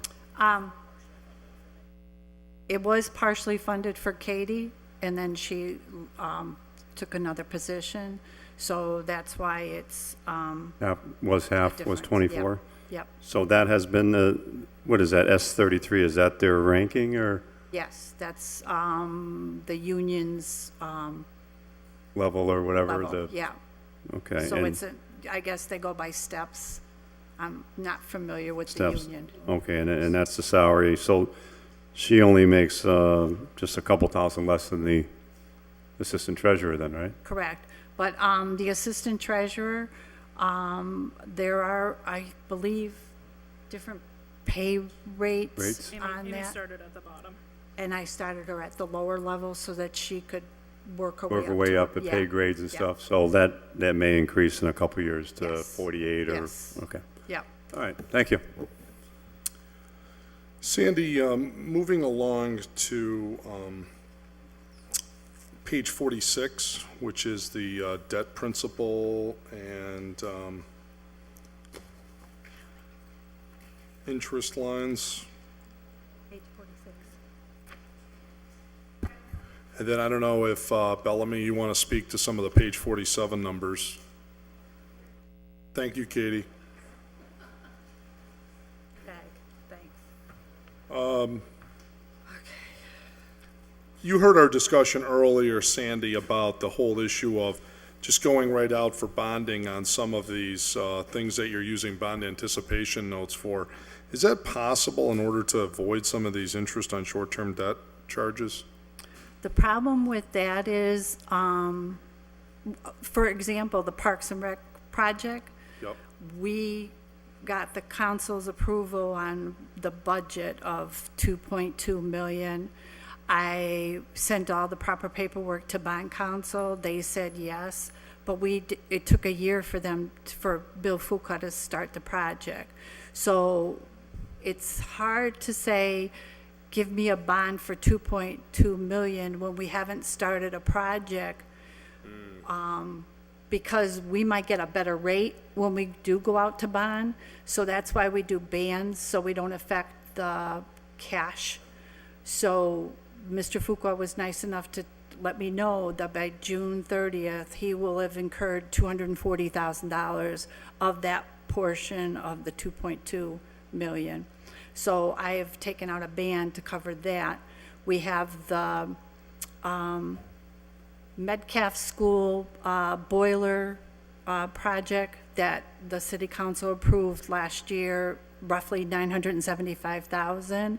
Bond council has approved $666,000, but again, they haven't done all the work for the appropriation, so we're only taking out a band of $100,000 for that. So the interest might be a little high, but when we go out to bid next week, it could be lower. So it's better to estimate a little higher than lower.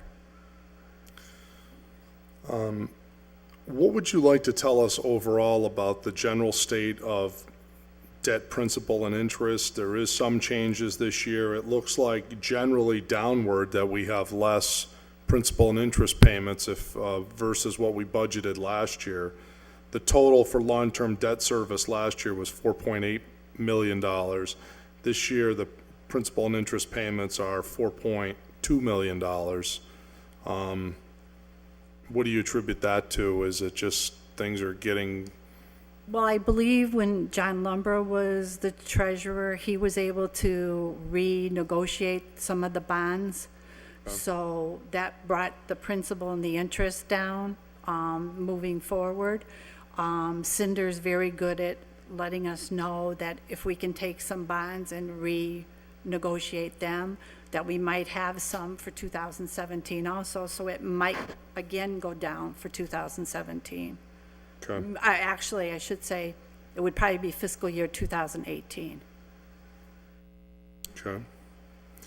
So is there any money that we can repurpose from long-term debt of any interest or anything of this nature, and to pay any possible bond interest, the ban interest Well, that we that's would what need? she's gonna look at for us, but she has to wait for the year end, Okay.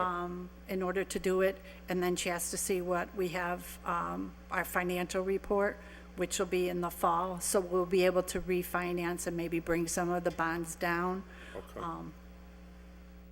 Do you think you really need the 50,000 for the short-term debt interest, or do you think we could do something with that? To be honest with you, I might have an answer by, what did she say, by the end? As long as you have an answer by June 15th. Yeah, I might not have an answer by June 15th. I think it's more like June 24th, June 25th, that it might be 30, 40, I don't know. All right. See what you could, if you can look into it. I can probably for us. give her Okay. a call and see if she can Thank come you. up with a number. Anybody have anything for page 46? No, page 47. Sandy, I think the rest of these are, you don't have to worry about. The rest of these are going to be Bellamy. Bellamy, what would you like to tell us about all these appropriations for the various buckets here? It looks like you've We have an increase to health insurance. We have Yeah.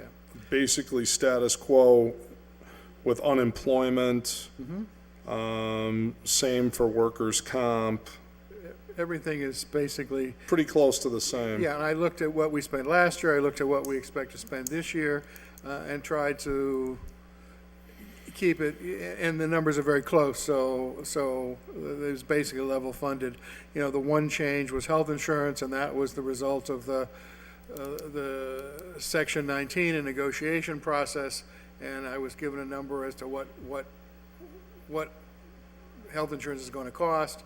You make various adjustments to it. You subtract the gas and electric, you add some retirement, some retiree stuff, you back some other stuff out, and you come up with 8.150 million. So we feel good about that number? We feel much better about it than we've ever felt before, because I've spent a year doing forensic accounting to try to understand that number. At least now I understand it.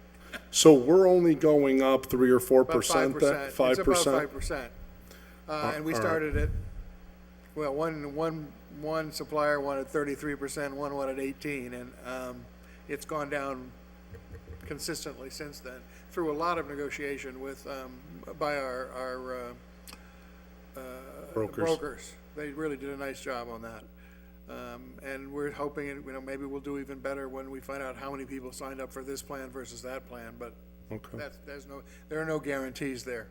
Right. Anybody, thoughts on page 47? Okay. Counselor Tomlin? Yeah, Kevin, is that something that we had the situation with last year? You said when people are changing plans midterm, and there was money left over last year because we saved some money because people switched? Wouldn't say Wasn't there some money there that we found? money because people switched. That was built into the budget that. Oh, it was that built we in. We would save money. Trying to remember how that actually played out. No, that was a mid-year. Mid-year That something. happened right about when I came, and we did an analysis of medical expenses, and I think there was an adjustment made to the 2015 budget based on that, right about when you were setting taxes, but I can't, yes, exactly, right when you were setting the tax rate for 2015, because that happened in November. Because I remember doing the analysis with Rory and with John and looking at all what we were spending and how things were coming out based on these new plans that went into effect that past summer. Okay. And so that affected 2015, correct, you're right.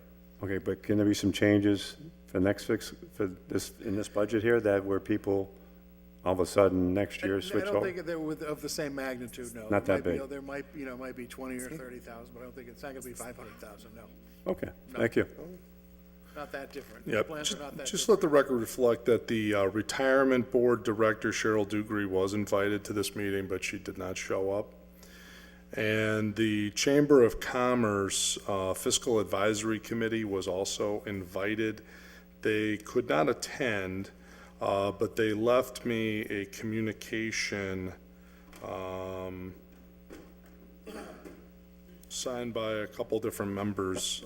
So I'll see if we can't get a copy of this. If it hasn't already been left at people's desks, it may have been this Chamber of Commerce letter. So we'll see if we can't get that circulated around. Sandy? Just for clarification, Cheryl never got the email to. It was in the to newspaper. I know. She but- reads the newspaper. Yeah, I just letting you know that she didn't get the email. Okay. Can I answer any Well, questions? why, did you talk to her? Okay, then she knew about the meeting. All right. I'll have to ask the assistant, because he claims, he notifies everybody, but, Counselor McGivern? Well, retirement board doesn't have a budget with us, but we do have contributions that we make as a city that the auditor certainly can answer I was just questions for that. The auditor's very happy to answer any questions that you want to And pose. the auditor's on the board. I can, Yeah, I'm well, right here. I wanted the unfunded liability number. I wanted Okay. that reviewed. How did you come up with 12.16 million? Okay. And, all those, all Okay. that. Let's start with the 12.16 million. Every 2 years, we do we have an outside company do an actuarial study of the retirement system. they calculate, among other things, the unfunded liability and the changes in liabilities. And at the same time, they calculate a series of payment schedules, and the retirement board has to select a payment schedule that will be in effect for the next, basically for the next 2 years, although it's a schedule that goes out to 2032. And so this number comes right from that payment schedule, which was approved by the retirement board 2 years ago. Is that clear? Maybe? Well, how's the fund performing Now, and the all of that? The fund is, as I like to say, we have one of the, if either the best or one of the very best rates of return in the state. We're certainly doing better than the state fund, PRIT. This year, if my memory is correct, the numbers we expect to see from the study that is going on right now are that our funded liability percentage has gone up to about 68%, and it was at right around 60% because we had some, on the one hand, we've had very good financial success over the last few years, but also secondly, actuarially, we've done very well in this year's study because we have fewer retirees in the system.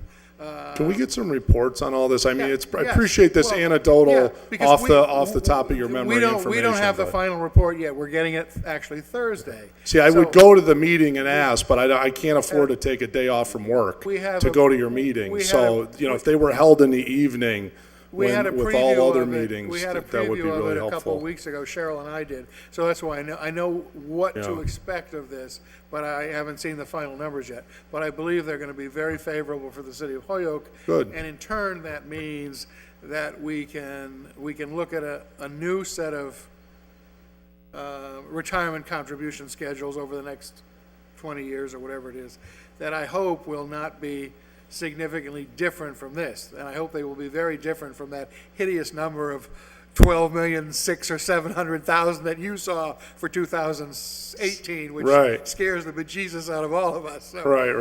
I'm going to do everything I can to vote to make sure that we put the right schedule in place Good. to keep that number low for the city of Holyoke. We appreciate that, Bellamy. And Once we have all this, we'll make a presentation to the city council on the exact numbers, but we just don't, can you also vote to have the meetings in the evening when people can attend? no, Yeah. because, It's too inconvenient for the board members? no, it's inconvenient for our constituents Who remember, retirees are elderly and they don't like to drive at night, and they like to have 5 dinner at o'clock 5 is not o'clock. night.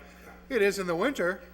Well, then, Half the year, it's in the winter. all right, then how about And have half the meetings in the morning and have half the meetings at And night? second, we have a lot of outside visitors to our meetings whom we don't want to pay to put up overnight if they have to come to a meeting Oh, at for 5 God's sakes. o'clock and Come on. stay till whatever. You and I both know that's full of baloney, and No, that's not full of baloney. We've got Siegel coming in on Thursday, and if they were coming in Thursday night, they'd spend the night. We'd have to pay hotel bills. 5 o'clock at night, they gotta stay over. Well, if the meeting starts at 5 and goes for 3 hours, who knows how long this meeting's going to go? This is not a short meeting. Yeah. So, Yeah. what? Yeah. We could get a copy of all those reports and if Siegel and Yeah. any of these other things, the problem is there's very little transparency that we can see, that there's nothing up on the website, we don't see the reports. Most citizens, and by the way, hold on just a minute, your constituents are not just the people that collect a retirement Agreed. check. I couldn't agree more. I agree. Right. So the attitude of the board that the people that we serve can attend the meetings, let's be clear, the people that pay the $12,100,000, that's these people out here, right?